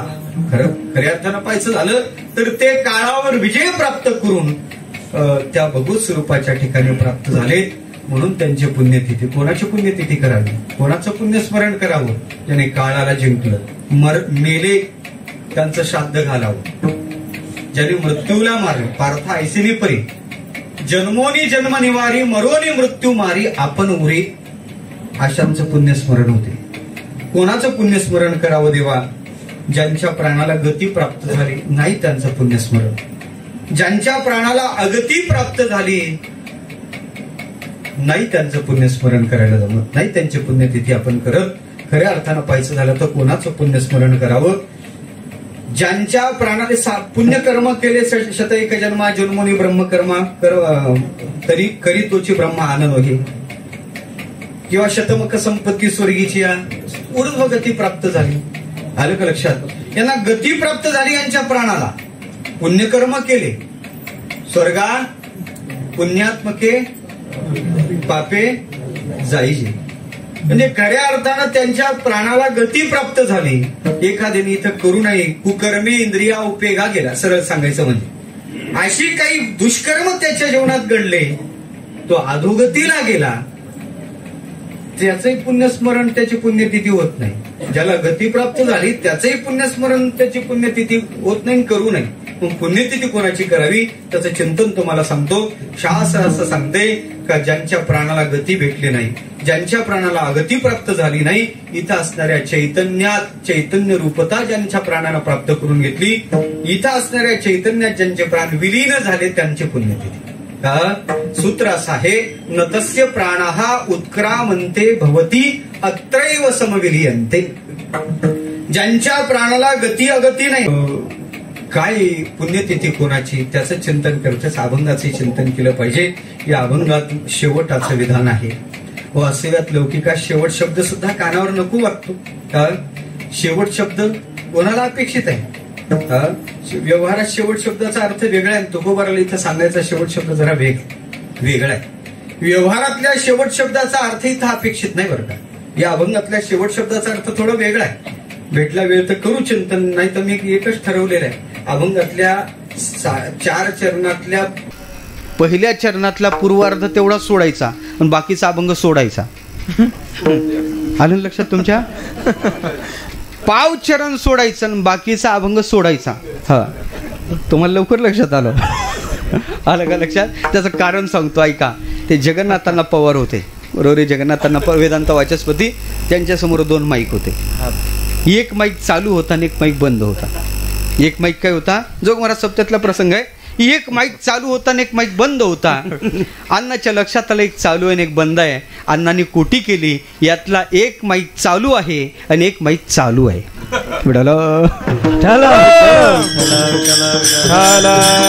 अण्णांनी कोटी अशी केली, यातला एक माईक चालू आहे आणि एक माईक चालू आहे. आलं का लक्षात? हा बादेभाऊजी आलं ना? खऱ्या अर्थानं पाहायचं झालं तर अशा प्रकारचं तसं अभंगातला एक चरणातलं पाव चरण मी सोडणार आणि बाकीचा अभंग सोडणार. आलं का लक्षात? कारण 2 तास महाराज अभंगावर बोलला तरी लोक म्हणतात आज महाराजांनी अभंग सोडला. 2 तास महाराज अभंगावर आलाच नाही तरी लोकांचं काय म्हणणं आहे? महाराजांनी आज अभंग सोडला. आलं का लक्षात? म्हणून हे दोन्ही श्लेष कुठं साधायचा ते तुम्ही ठरवा. सोडला या शब्दाचा श्लेष आहे बरं का, आणि तो तुम्ही कसा साधायचा ते पहा. आलं का लक्षात? म्हणून मला सांगायचं काय, 4 चरणाचा गोड अभंग आहे. पारमार्थिक जीवनात जो शेवट अपेक्षित आहे, महापुरुषाचा जो शेवट होतो आणि त्या शेवटानं महापुरुषाचं जीवन कृतार्थाचे उद्गार बाहेर पडतात, तो हाचा अभंग आहे. व्यवहारातला शेवट आहेच देवा, तो तर टाळू शकतच नाही आपण. अपरिहार्य आहे, अपरिहार्य. व्यवहारात ज्याला आपण शेवट म्हणतो तो मृत्यू आहे शेवट. आणि तो जर या अभंगात तसा जर अर्थ केला तर अभंगाचा अर्थ लागत नाही. पाहू पुढे भेटला वेळ तर.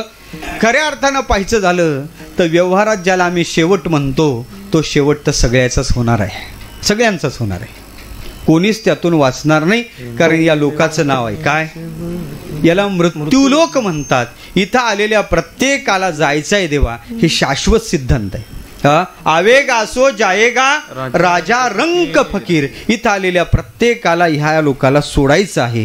हा मृत्यूलोक आहे, मृत्यूलोक आहे. मी नेहमी एक वाक्य सांगत असतो. वाक्य असं आहे, मृत्यू प्रकृती आहे, मृत्यू नको म्हणणं विकृती आहे आणि मृत्यू सुधारणं ही मात्र संस्कृती आहे. एकच वाक्य सांगतो, मृत्यू प्रकृती आहे, मृत्यू नको म्हणणं विकृती आहे आणि मृत्यू सुधारणं ही मात्र संस्कृती आहे. प्रकृतीनुसार मृत्यू येणारच आहे. जातस्यही ध्रुव मृत्यू. मृत्यू कळला तरी माणसाला चुकवायला जमत नाही, नाही चुकवायला जमत. कितीतरी इतिहास आहे. खूप जणांनी प्रयत्न केला मृत्यू चुकवण्याचा, अट्टहास केला. हिरण्यकशिपूचा इतिहास आहे, रावणाचा इतिहास आहे, फक्त निर्देश करून जातो. लक्षात घ्या, नाही मृत्यू चुकू शकले. देवाने सगळी म्हणणे मान्य केली, चिरफाड केलीच केली हिरण्यकशिपूची. कितीतरी जण आहेत, कितीतरी जण. मी एक सत्कथा अंकात एक कथा ऐकलेली, वाचलेली, तुम्हाला कथा सांगतो. विठ्ठल एक ब्राह्मण बुवा, एक कुलता एक ब्राह्मणाला झालेला मुलगा, ब्राह्मण संध्येला बसला, मुलगा दारात रांगत आहे. एक विषारी साप आला, सापाने मुलाला दंश केला. मुलगा जागच्या जागी डोळे पांढरे केले. एक कुलता एक मुलगा मरून पडला. बापाला वाईट वाटलं. ब्राह्मणाने त्या आपल्या मुलाला सापाने चावा घेतला. त्याचा शोध घेत घेत ब्राह्मण त्या सापाच्या पाठोपाठ काठी घेऊन मारायला लागला. साप सरपट होता, घराच्या पाठीमागं जंगल होतं. साप जंगलाच्या दिशेनं निघाला.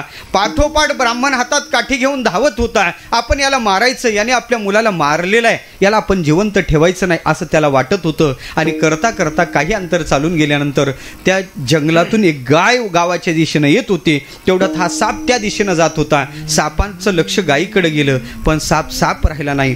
गायीला पाहिल्याबरोबर तो सापच वाघ झाला. वाघाचं रूप त्याने धारण केलं आणि तो वाघ गायीवर चालून गेला. गायीचा गळा पकडला, गायीचं रक्त प्राशन करू लागला. गायीनं हातपाय झाडले, डोळे पांढरे केले आणि गाय गतप्राण झाली. हा सगळा प्रसंग ब्राह्मण पाहत होता. ब्राह्मणाने तो प्रसंग पाहिला आणि ब्राह्मणाला वाटलं काही खरं नाही, आपण याचा प्रतिशोध घ्यायला नको होता, आपण चूक केली. आणि करता करता तो ब्राह्मण, त्या ब्राह्मणाच्या दिशेनं तो वाघ निघाला. त्या वाघाला आपल्याकडे येते पाहून ब्राह्मण भयभीत झाला. सर्वांगाला घाम सुटला, हातातली काठी आपोआप खाली पडली.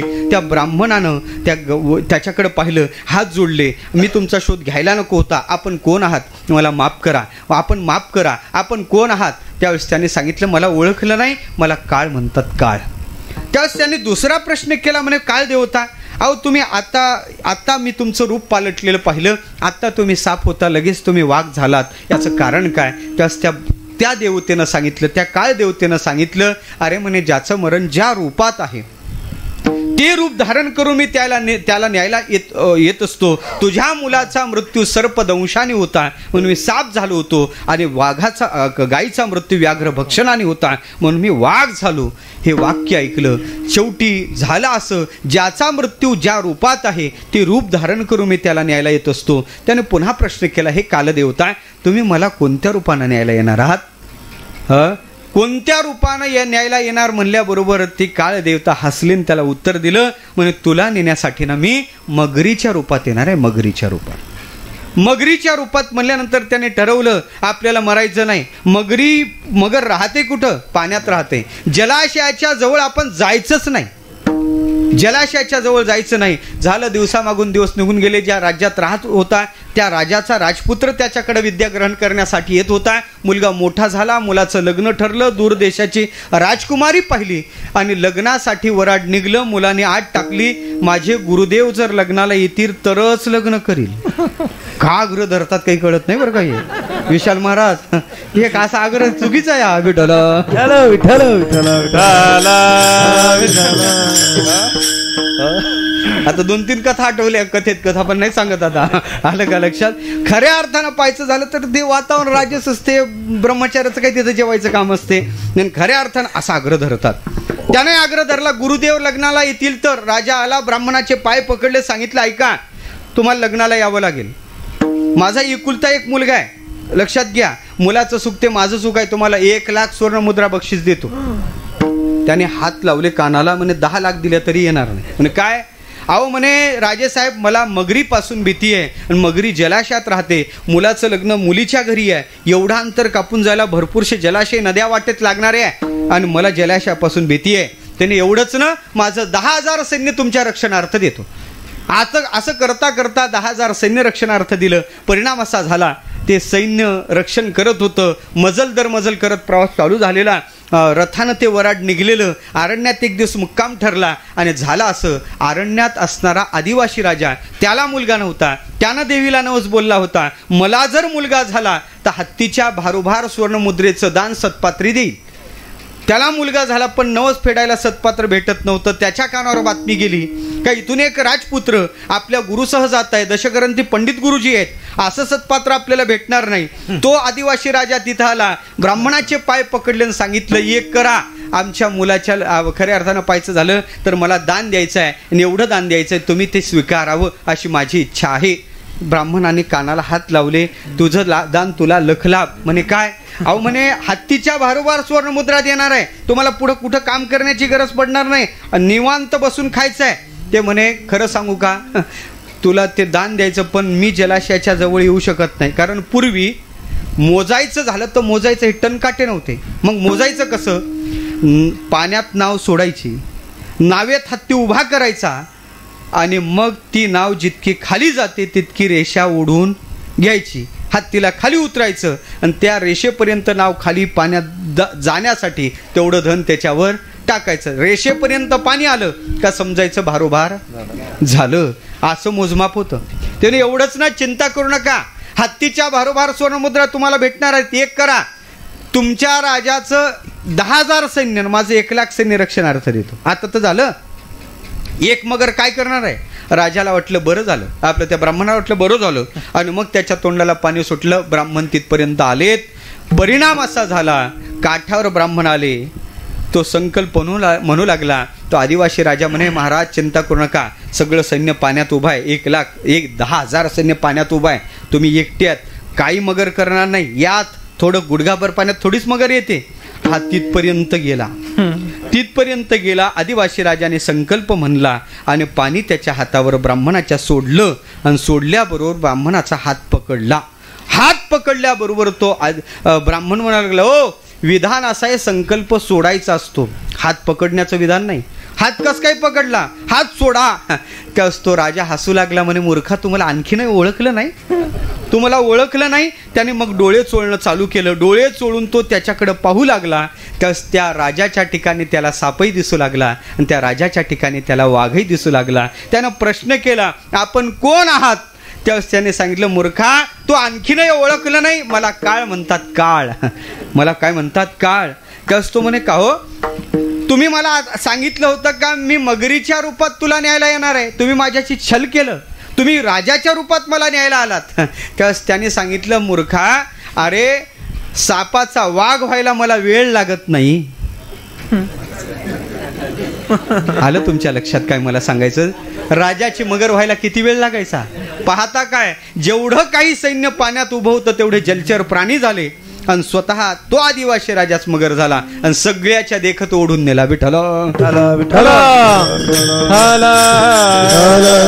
व्यवहारातला शेवट ज्याला मृत्यू म्हणतो, स्थूल देहाचा शेवट ज्याला मृत्यू म्हणतो, तो अपरिहार्य आहेच देवा, तो चुकूच शकत नाही. सामान्याचा सोडा हो, अवताराधिक जरी महाराज इथं आले तरी ते सुद्धा इथं राहू शकले नाही. नाही उरो आले अवतारे, आले अवतारे, येत नाही उरो आले अवतारे, नाही उरो आले अवतारे.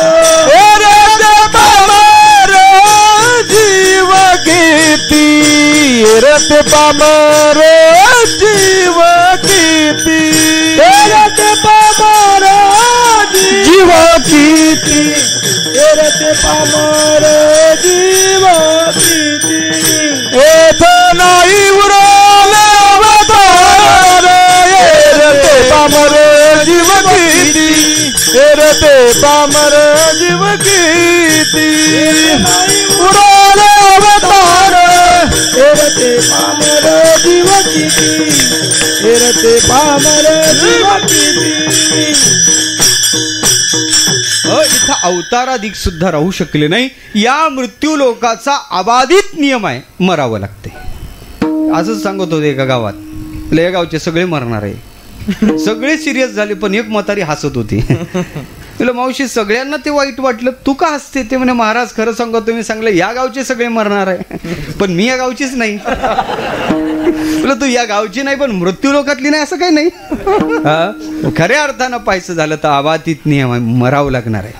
मरण आहे देवा, कोणी असला तरी मरणारच आहे. कीर्तनकार मरणार, हा टाळकरी मरणार. म्हणजे कीर्तनकार भाजी आहे ना बरोबर विठ्ठल. कीर्तनकार ज्या अर्थी जाणार आहे त्या ते ऐकणारे सुद्धा हे कटू आहे पण सत्य आहे देवा. हे कसं आहे, कटू आहे पण सत्य आहे. मृत्यू हा शाश्वत आहे. मग आहेच मृत्यू तर विचार आतापासून त्याचा का. मी एकच वाक्य वापरलं, वाक्याभोवतीच मला फिरवायचं. खूप जणांनी मृत्यू चुकवण्याचे प्रयत्न केले. खूप इतिहास आहे. गरुडाचा इतिहास आहे, विनतेच्या बाबतीतला प्रसंग आहेच. व्यासांचा इतिहास आहे, दासाच्या बाबतीतला प्रसंग आहेच. किती प्रसंग सांगू तुम्हाला. पण मृत्यू पाहून, पुढच्याचा मृत्यू पाहून आपण सावध होणं गरजेचं आहे. पुढच्याला ठेच, मागचा शहाणा. सावध झालं पाहिजे. एक पाहतसा एकाची दहने, सावध त्या गुन्हेगारी नवा. सावध झालं पाहिजे. मरण आहे पण मरण सुधारणं आपल्या हातात आहे. पण आपण सावध झालं पाहिजे. सावध झाले, सावध झालो, सावध झालो, हरीच्या आलो. सावध होणं फार महत्वाचं आहे. सावध झाले. राजाचा पुत्र असा सांभाळला, लग्न होईपर्यंत राजवाड्याच्या बाहेर येऊ दिला नाही. लग्न झालं, पोरगा एक दिवस प्रधानजी सोबत बाहेर पडला. फिरता फिरता फिरता एक रोगी व्यक्ती त्यांना पाहायला. विचारलं, प्रधानजी हे काय. म्हणे देह आहे ना, हे रोगाचं भांडार आहे, याला भरपूर रोग होतात आणि तो रोगी व्यक्ती आहे. म्हणे प्रधानजी मलाही रोग होईल. अरे म्हणजे अर्थी शरीर धारण केलं ना. एरवी तरी सहजे सुख दुःख तैच सेविजे, देह जळी होई जे मासोळी जे. देहरूपी जळात तुम्ही मासोळी झालात ना, मग तुम्हाला हे सुख दुःख आहेच ना. त्याच्यानंतर पुढे गेले आणि काही अंतर चालून गेल्यानंतर एक वृद्ध व्यक्ती खोक करत बसलेला पाहिलं. म्हणे खऱ्या अर्थानं प्रधानजी हे काय. म्हणे या देहाला अवस्था आहेत. येथ कौमारत्व दिसे तारुण्य ते भ्रंशे, परिदेह चिन्ह नसे एकेका सवे. खऱ्या अर्थानं पाहायचं झालं तर हे वृद्धावस्था आहे. म्हणे मला येईल. हो बाबा, तुझ्या अर्थी देह धारण केला ना, त्या अर्थी ही अवस्था सुद्धा तुला प्राप्त होणार आहे. त्याच्यानंतर काही अंतर चालून गेल्यानंतर प्रेतयात्रा समोर दिसली.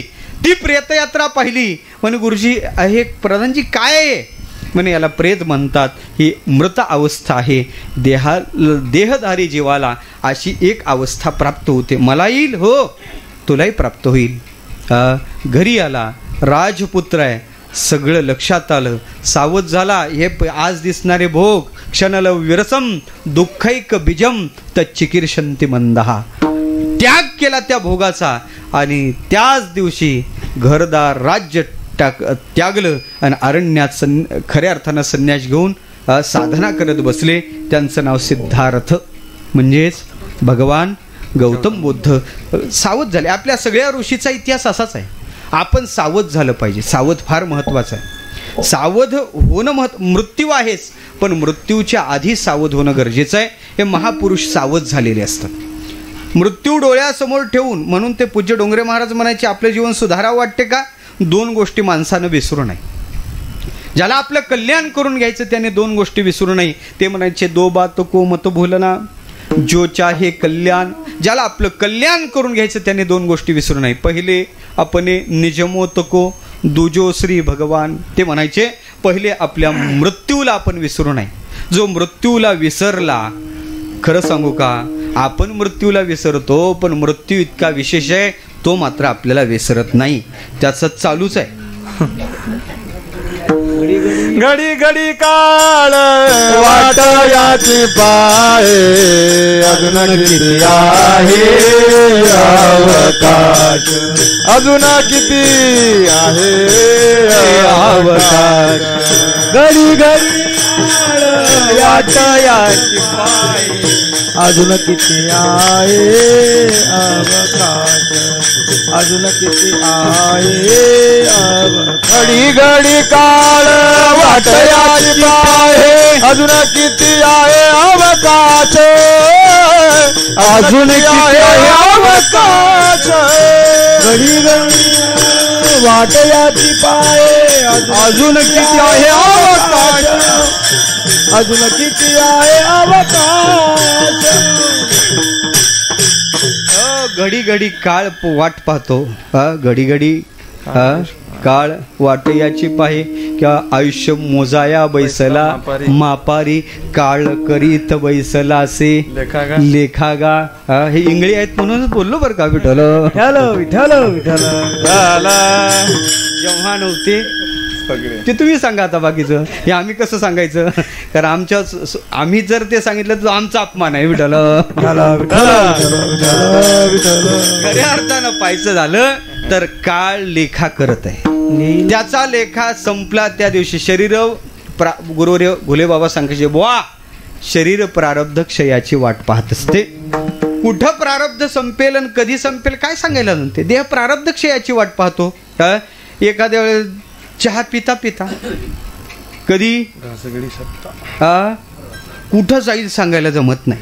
गाडी घाटात आहे, याचे पाहुणे लांब आहे, विचार नाही करत का लांब जायचं आहे बुवा, कसं काय सगळे जुळतील इतक्या वेळ, रात्री कसं काय याला नेऊ, जरा सकाळ होऊ देऊ, असा विचार काळ करतो नाही. त्याचा लेखा पूर्ण झाला का उचलतो.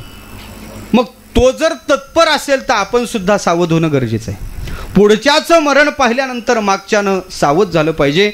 सावध होणं गरजेचं आहे. प्रसंग सांगेल पंचतंत्रातली कथा आहे. एक वाघ, गाढव आणि कोल्हा या तिघांनी एक शिकार केली. शिकार केल्यानंतर हरणाची शिकार केली. वाघाने गाढवाला सांगितलं, गाढवा तीन चांगले आपलं म्हणे कर वाटणे, आता खायचं आहे आपल्याला, काढ हिस्से. ते वाघ कोल्ह गेलं आणि त्या आपलं त्या गाढव गेलं आणि गाढवाने सारखे 3 भाग केले. वाघदादा चला ताटं वाढले बसायला काही हरकत नाही. वाघ तिथं आला, सारखे विभाग पाहिले, राग आला. म्हणजे मूर्खा कष्ट मी अधिक घेतले, हिस्सा माझ्या बरोबरीचा. राग आला गाढवाचा आणि वाघानं गाढवाचा नरड पकडलं. देवा रक्त पिणं चालू केलं, हातपाय आपटले, चुकलो दादा चुकलो दादा. तिथं काहीच नाही. शेवटी पाहता पाहता गेला कोण, गाढव मेलं. गाढव मेलेलं कोल्ह्यानं पाहिलं. कोणी पाहिलं? कोल्ह्याने पाहिलं. आणि कोल्हा विचारात पडला, गाढव का मेलं, गाढव का मेलं. कोल्ह्याने चांगलं ध्यानात घेतलं. मी कोल्ह्याची गाढवाची कथा सांगत आहे बरं का, हे लक्षात घ्या. आलं का लक्षात? मी पंचतंत्रातलीच कथा सांगत आहे. विठ्ठल गाढव का मेलं कोल्ह्याच्या लक्षात आलं आणि कोल्हा सावध झाला. आता वाघदादाचं लक्ष कोल्ह्याकडे गेलं ना, कोल्हे दादा मटेरियल भरपूर आहे, आपण दोघंच वाटेकरे करा वाटण्या. कोल्ह्याने पाहिलं, कोल्ह्याने 75% भाग एकीकडं आणि 25% भाग एकीकडं केला.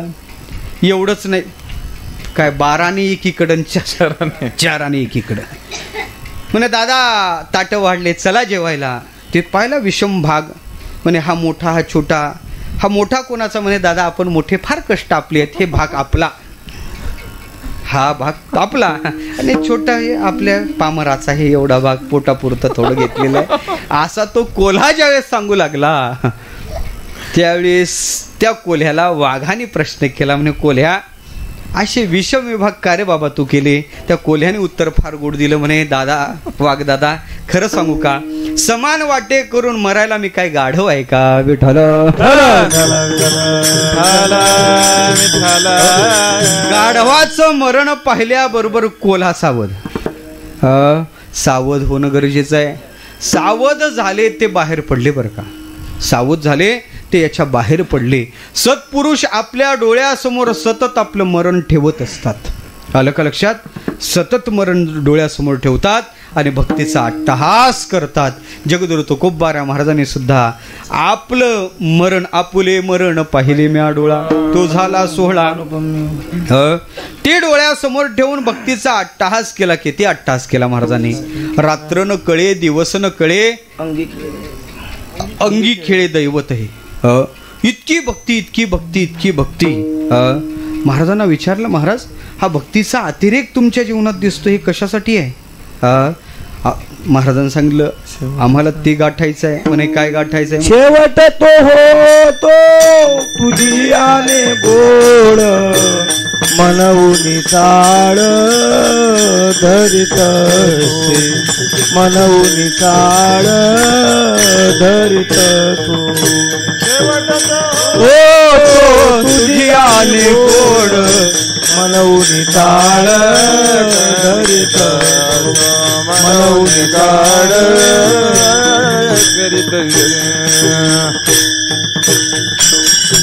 का तुम्ही एवढी भक्ती करता? शेवट तो होतो तुझी आने गोड म्हणून चाड धरीत असे, म्हणून आम्ही ही साधना करतो. इतका अतिरेक स्वतःच्या जीवनात होता. स्वतः भक्ती करत होते आणि जगालाही सांगत होते तुम्ही भक्ती करा, तुम्ही भक्ती करा, तुम्ही भक्ती करा. तुकोबारला विचारलं तुम्ही आम्हाला भक्ती करा हे कशासाठी सांगता? अरे बाबा, खरं सांगायचं झालं तर तुम्हाला तुमचा शेवट गोड व्हावा वाटतो का? मग तुम्ही भक्ती करा, थोडा लागपाठ धरा लागपाठ आणि हे भक्तिभाव बळकट धारण करा. जर तुम्हाला तुमचा शेवट गोड करायचा असेल तर राम राम स्मरा आधी काही थोडा बहुत लाग पाठ काही थोडा बहुत लाग पाठ करा भक्तिभाव जरा बळकट करा भक्तिभाव जरा बळकट तन मन ध्यान लावून या नीट तन मन ध्यान लावून या नीट जरी करणे असेल गोड शेवट गा जरी करणे असेल गोड शेवट गा करणे असेल गोड शेवट गा जरी करणे असेल गोड शेवट राम राम स्मरा आधी राम राम स्मरा आधी राम राम स्मरा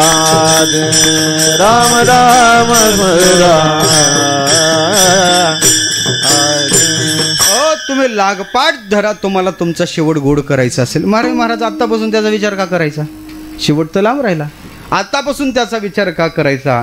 तर महाराजांनी सांगितलं बाबा त्यावेळेस सांगायला जमत नाही. शेवट कधी होईल काय सांगायला जमते? विशाल महाराज, शेवट कधी होईल काय सांगायला जमते?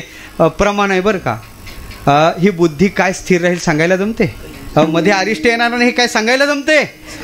पण खऱ्या अर्थानं पाहायचं झालं तर शेवट कधी होईल ते सांगायला जमत नाही. काय हे काय स्थिर राहील बुद्धी काय काही अरिष्ट नाही किल मधी धरिले जाईल शेवट ते सिद्धी शेवट तो कधी मज न कळे. म्हणून तुम्हाला सांगतो मज न कळे म्हणून सांगतो का खऱ्या अर्थानं तुम्ही काय करा म्हणून भक्ती करा.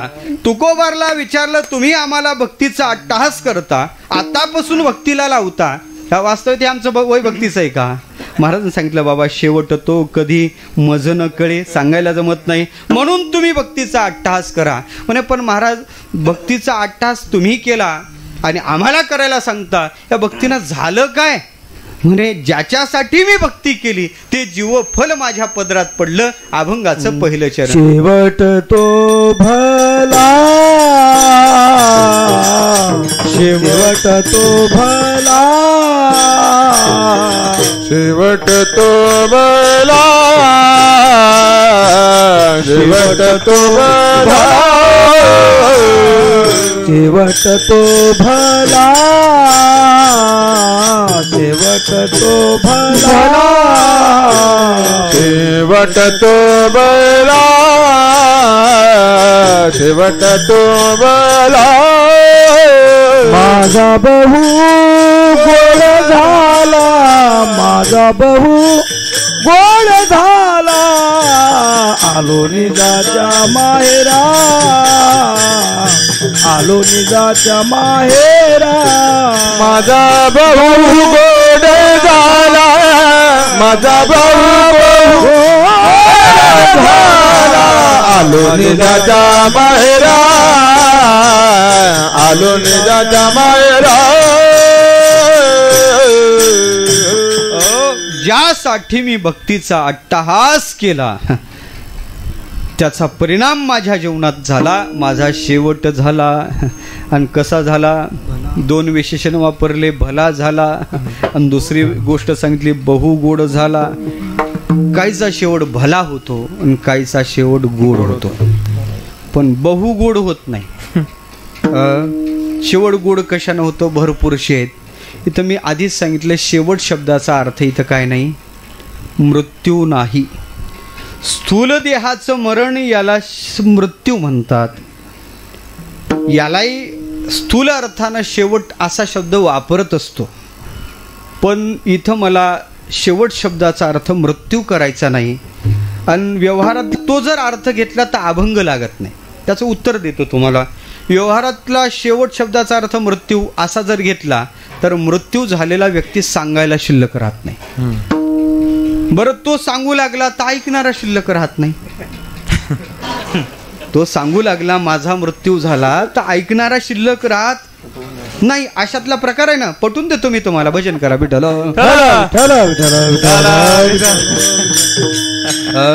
ते कोरोनाच्या काळात गेला का बांधला का दिला, गेला का बांधला का दिला, जर असा स्तब्ध पडला तरी गेला वाटायचा आणि पॅक करून द्यायची. असंच एक नेलं प्रेत. परळी भागातली घटना आहे. नेलं सरण्यावर ठेवलं. ते आगनी लावायचा वेळ ते त्यानं असे हात हलवणं चालू केलं. कोणी ते मधलं बांधलेलं त्याचे हात असे हलू लागल्यावर ते जे पीपी किट घालून गेलं होतं ना ते लावायला, ते म्हणे अरे म्हातारं तर हालते.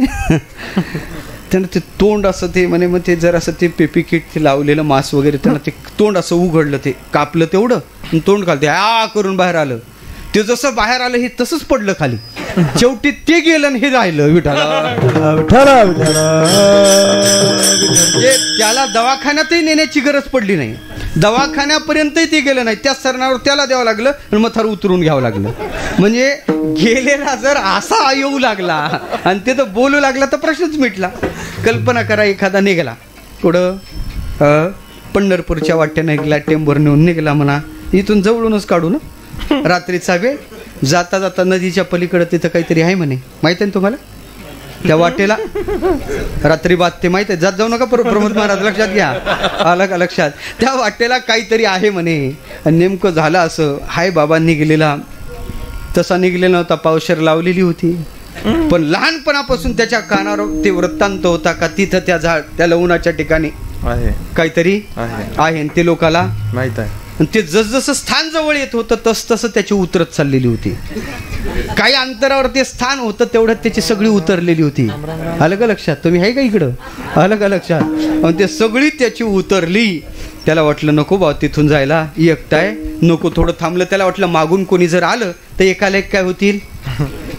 माणसाची विशेषता आहे, सुख वाटायचं आपलं सुख दुसऱ्यात वाटावं अशी इच्छा लोकांची आपली नसते.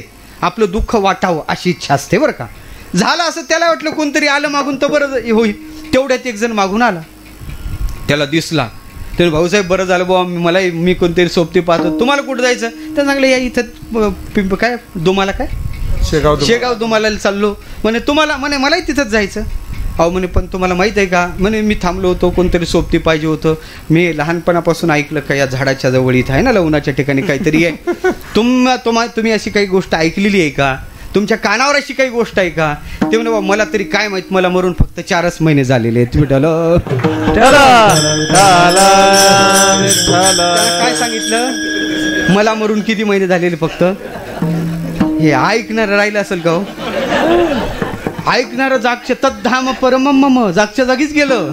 याचा अर्थ आहे लौकिकात ज्याला शेवट म्हणतात तो शेवट म्हणजे मृत्यू झालेला सांगाय शिल्लक राहत नाही. आणि सांगू लागला तर ऐकणारा शिल्लक राहत नाही. जगद्गुरु तुकोबारा इथं शेवट झाला भला झाला आणि बहुगोड झाला म्हणतात. नेमका हा शेवट कोणता आहे? कोणता शेवट अपेक्षित आहे? कोणता शेवट या देहात अस्तिवेशच करून घेतला पाहिजे का व्हावा तो शेवट? कोण तो शेवट साधू शकते? तो शेवट कोणाकोणाचा गोड होते? भरपूरशी आहेत. घड्याळ 5 मिनिटं आणि 5 मिनिटात, कारण बाबाच्या पुण्यस्मरणाचं कीर्तन आहे, वेळ लांबवणार नाही. कारण मला माहीत आहे तिथून मला मागून म्हणतील. आलं का लक्षात? हे मला माहीत आहे म्हणून मी ते, कारण ते त्यांचं सामर्थ्य होतं वेळेत. तो किती मोठा जरी महाराज असला तरी त्याला शिस्तीच्या बाबतीत बाबा बोलले, आपल्या वेळेतच एवढंच मी सांगितलं, अर्धच चरण सोडणार पण कीर्तन तेवढंच करणार. आलं का लक्षात? शेवट कोणाचा गोड होतो? फक्त निर्देश करून जातो. ऐका, जे देशासाठी जातात त्यांचा शेवट गोड होतो. जे धर्मासाठी जातात त्यांचा शेवट गोड होतो. जो परोपकार करत करत जातात त्यांचा शेवट गोड होतो. ऐका, त्याच्यानंतर जे देवाच्या मूर्तीला पाहत पाहत प्राणत्याग करतात त्यांचा शेवट गोड होतो. जे देवाच्या मूर्तीत प्रविष्ट होतात त्यांचा शेवट गोड होतो. जे देवाच्या हातून मरतात देवाच्या हातून ज्यांचा वध होतो त्यांचा शेवट गोड होतो. आता किती सांगू तुम्हाला, शेवट गोड होण्याचे हे सगळे प्रकार आहेत. देशभक्त हो, मी शेवट म्हणलं बरं का, मृत्यू नाही, मी जाणून बुजून शब्द वापरत आहे. तारुण्यात फासावर गेले भगतसिंग राजगुरू, मृत्यू हालापेष्टेचा झाला पण शेवट गोड झाला. का? त्याचं कारण आहे, ज्या याज्ञिकाला यज्ञ करून स्वर्गाचं द्वार अपावृत्त होते त्या शूराला युद्धभूमीत युद्ध केल्याबरोबर त्याला ते स्वर्गाचं द्वार उघडते. तुका म्हणे शूर दोही ठाई भला, मरता मुक्त झाला मान पावे. त्याला प्राप्त झालेली गती चांगली आहे म्हणून त्यांचा शेवट गोड झाला. ऐका, दुसरा प्रसंग सांगितला, धर्मासाठी जातात त्यांचा शेवट गोड होते. धर्मासाठी धर्मवीर संभाजी महाराजांचा विचार करायचा झाला तर त्यांचा मृत्यू हालापेष्टेचा झाला, शेवट गोड झाला. ऐका, धर्मवीर संभाजी महाराज परकीयाच्या तावडीत सापडले, आपलेच फितूर झाले, सापडून दिलं, अंगावर काप ओढले, मिठाचं पाणी टाकलं, अंगात जळत्या सळया रोवल्या. मला असं वाटते महाराजांचा मृत्यू पाहून मृत्यू सुद्धा ओशाळला असेल, मृत्यूला सुद्धा दुःख झालं असेल. येथे ओशाळला मृत्यूही, असा संभाजी महाराजांचा मृत्यू झाला. पण एक सांगतो देवा, धर्मनिष्ठ महात्मा धर्मासाठी गेला म्हणून त्याचा शेवट गोड झाला. कारण धर्मनिष्ठ महापुरुषाला प्राप्त धर्मो रक्षती रक्षितः, त्याचीचला सुद्धा गती प्राप्त होते. म्हणूनही त्याचा शेवट गुरु गोविंद सिंगाच्या 2 मुलाचा इतिहास तशाच प्रकारचा आहे, त्यांचाही शेवट गोड झाला. आता इतिहास सांगत नाही. देवाच्या मूर्तीला पाहत पाहत प्राणज्योत देवा समर्पित केली. भीष्माचार्य कृष्णत्वरीय पदपंकज पंजरांते अद्यैव विशतु मानस राजहंसा प्राण प्रयाण समये कपवात पित्तैहि कंठावरोधन विधौ स्मरणम कुतस्ते. भगवान परमात्म्याचं स्मरण करत करत करत आपली प्राणज्योत भीष्माचार्याने देवाच्या चरणाजवळ विलीन केली. जटायू महाराजाने देवाच्या मांडीवर आश्रय करून जे दशरथाला प्राप्त झालं नाही, आपली प्राणज्योत परमात्म्याच्या ठिकाणी विलीन केली. जटायू महाराजाला देव म्हणतात, मी तुम्हाला पूर्वस्थितीवर आणतो ना, तुमचे पंख पूर्ण तुम्हाला प्राप्त करून देतो ना, तुमचं दुःख निवृत्त करतो. नाही देवा, तू हे सगळं देशील रे, पण पुन्हा तुझी मांडी थोडी देशील, आणि ही मांडी मला प्राप्त होणार नाही. ज्याच्या उदरी तू जन्म घेतला त्यांना सुद्धा ही मांडी भेटत नाही. एवढं भाग्य जर मला आज प्राप्त झाला, माझ्या त्या प्रसंगात तू येशील हे मला न सांगायचं जमायचं, म्हणून मला तुझी मांडी पाहिजे. देवाला पाहत पाहत प्राणज्योत परमात्म्याचार्याने विलीन केली. मला वाटते त्यांचा शेवट गोड झाला. ऐका, दधी शिबी महाराज यांचा विचार करायचा झाला तर परोपकार किती केला, परोपकार करत करत करत देहाचा विनियोग केला, शेवट गोड झाला. खऱ्या अर्थानं कुकर्मी इंद्रियाशी उपयोगा गेला नाही, परोपकारासाठी इंद्रियाचा उपयोग केला, शेवट गोड झाला. त्याच्या प्रत्येकाला कथा आहेत, त्याला श्लोक आहेत महाभारतातले, आणि त्यांचा कशा प्रकारचा त्यांना गती प्राप्त झाली वेळेच्या अभावी आपल्याला सांगणं शक्य नाही. असा त्यांचा शेवट गोड झाला. देवाच्या मूर्तीत प्रविष्ट झाले. मीराबाई देवाच्या मूर्तीत प्रविष्ट झाल्या द्वारकाधीशाच्या. जगन्नाथ भगवंताच्या चैतन्य महाप्रभू जगन्नाथ भगवंताच्या मूर्तीत प्रविष्ट झाले, शेवट गोड झाला. हे सगळे जरी प्रकार असले, हे शेवट गोड होण्याचे प्रकार असले, तरी जगद्गुरू तुकोबाराव महाराजांनी याच्या व्यतिरिक्त वेगळा प्रकार जर काय असेल, मृत्यूच्या डोक्यावर पाय देऊन वैकुंठाला निघून गेले, हाही खऱ्या अर्थानं शेवट गोड होणंच आहे. अखंड समाधी संजीवन घेऊन आज समाधी बैसला निर्वाण कथा कीर्तन करी तू, शेवट गोड हे सगळे शेवट गोड. मी मृत्यू नाही वापरला शब्द, शेवट शब्द वापरत आहे. ऐका, तो शेवट त्यांचा गोड झाला. पण तुकोबाराने यावत जीवन भक्तीचा अट्टहास केला, नामसाधना केली, आणि त्यांनी शेवट गोड झाला. ऐका, बाकीच्यांना गती प्राप्त झाली, देवाच्या हातून मेले, त्यांना मोक्ष गतीला ते गेले असतील. त्याच्यानंतर बाकीच्याचा विचार करायचा झाला तर काही महात्म्याला गती भेटली असेल म्हणून त्यांचा शेवट गोड झाला, आणि महापुरुष इथं भला झाला आणि गोड झाला. अन्य साधनात जे कष्ट आहेत ते भक्ती साधनात नाहीत. आणि दुसरी विशेषता सांगायची झाली तर भक्ती साधनाची विशेषता आहे काय, भजन करा विठ्ठल. भक्ती साधनेनं बाकीच्या साधनात गती आहे आणि इथं गती नाही. इथं असणाऱ्या चैतन्यात त्यांची गतीच खुंटीत झालेली, चैतन्य रूपता प्राप्त झालेली आहे. म्हणून तुकोबारामचा शेवट तो भला माझा बहुगोड झाला. कशाचा शेवट झाला? शेवटाचे 2, साधनेचा शेवट झाला. याच देहात साधनेचा शेवट करायला जाऊन तो एक, आणि दुसरं आहे आपल्याला 3 देह आहे, स्थूल सूक्ष्म आणि कारण. खऱ्या अर्थानं पाहायचं झालं तर स्थूल शरीराचा शेवट होणं त्याला मरण म्हणतो, पण हा शेवट इथं अपेक्षित नाही. हे प्रारब्धक्षयाची वाट पाहते. आपले 2 देह आहेत, त्याला कारण देह एक म्हणतात आणि दुसरा सूक्ष्म देह म्हणतात.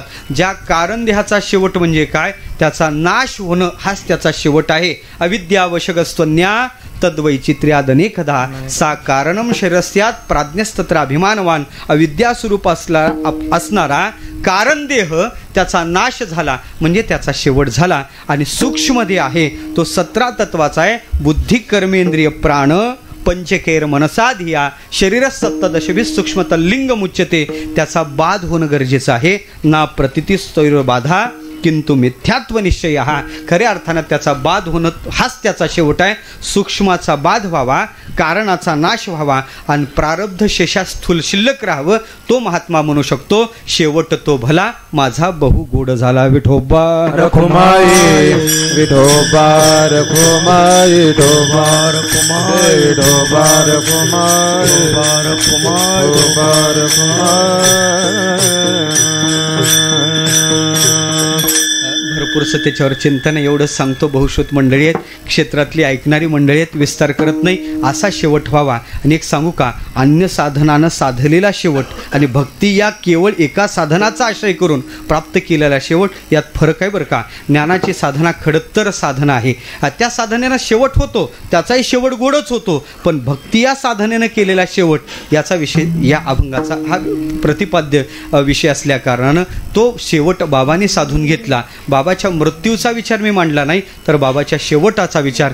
काय साधना केली, मरणा आईलीकडे मज मिळवणी गेले पुढे. अशा प्रकारचं हे महात्म्यांचं जीवन असते. म्हणून ते म्हणतात शेवट तो भला माझा बहु गोड झाला. झालं काय, निजाच्या माहेराला म्हणजे आपल्या स्वरूपाला आलो. तया हंतादी भावा आपुलिया. हां, झाडा देऊनी आघेविया पत्र घेती ज्ञानी जया. मूळ घराशी ते मूळ घर आहे. माहेर बाई बाई जाते ग माहेराला. ते आपलं स्वरूप म्हणजे मूळ घर. मी तिथं प्राप्त झालो. तिथं कोणाची भेट झाली, भेटी रकुमाईच्या वरा त्याची भेट झाली. आणि त्याच्या भेटीत होते काय, भिद्यते परावराच्या दर्शनाचे लाभ काय एका श्लोकात सांगितलेले. कोणकोणते लाभ आहेत, भिद्यते हृदय ग्रंथी छिद्यन्ते सर्व संशया क्षीयन्ते चास्य कर्मानी तस्मिन् दृष्टी परावरे.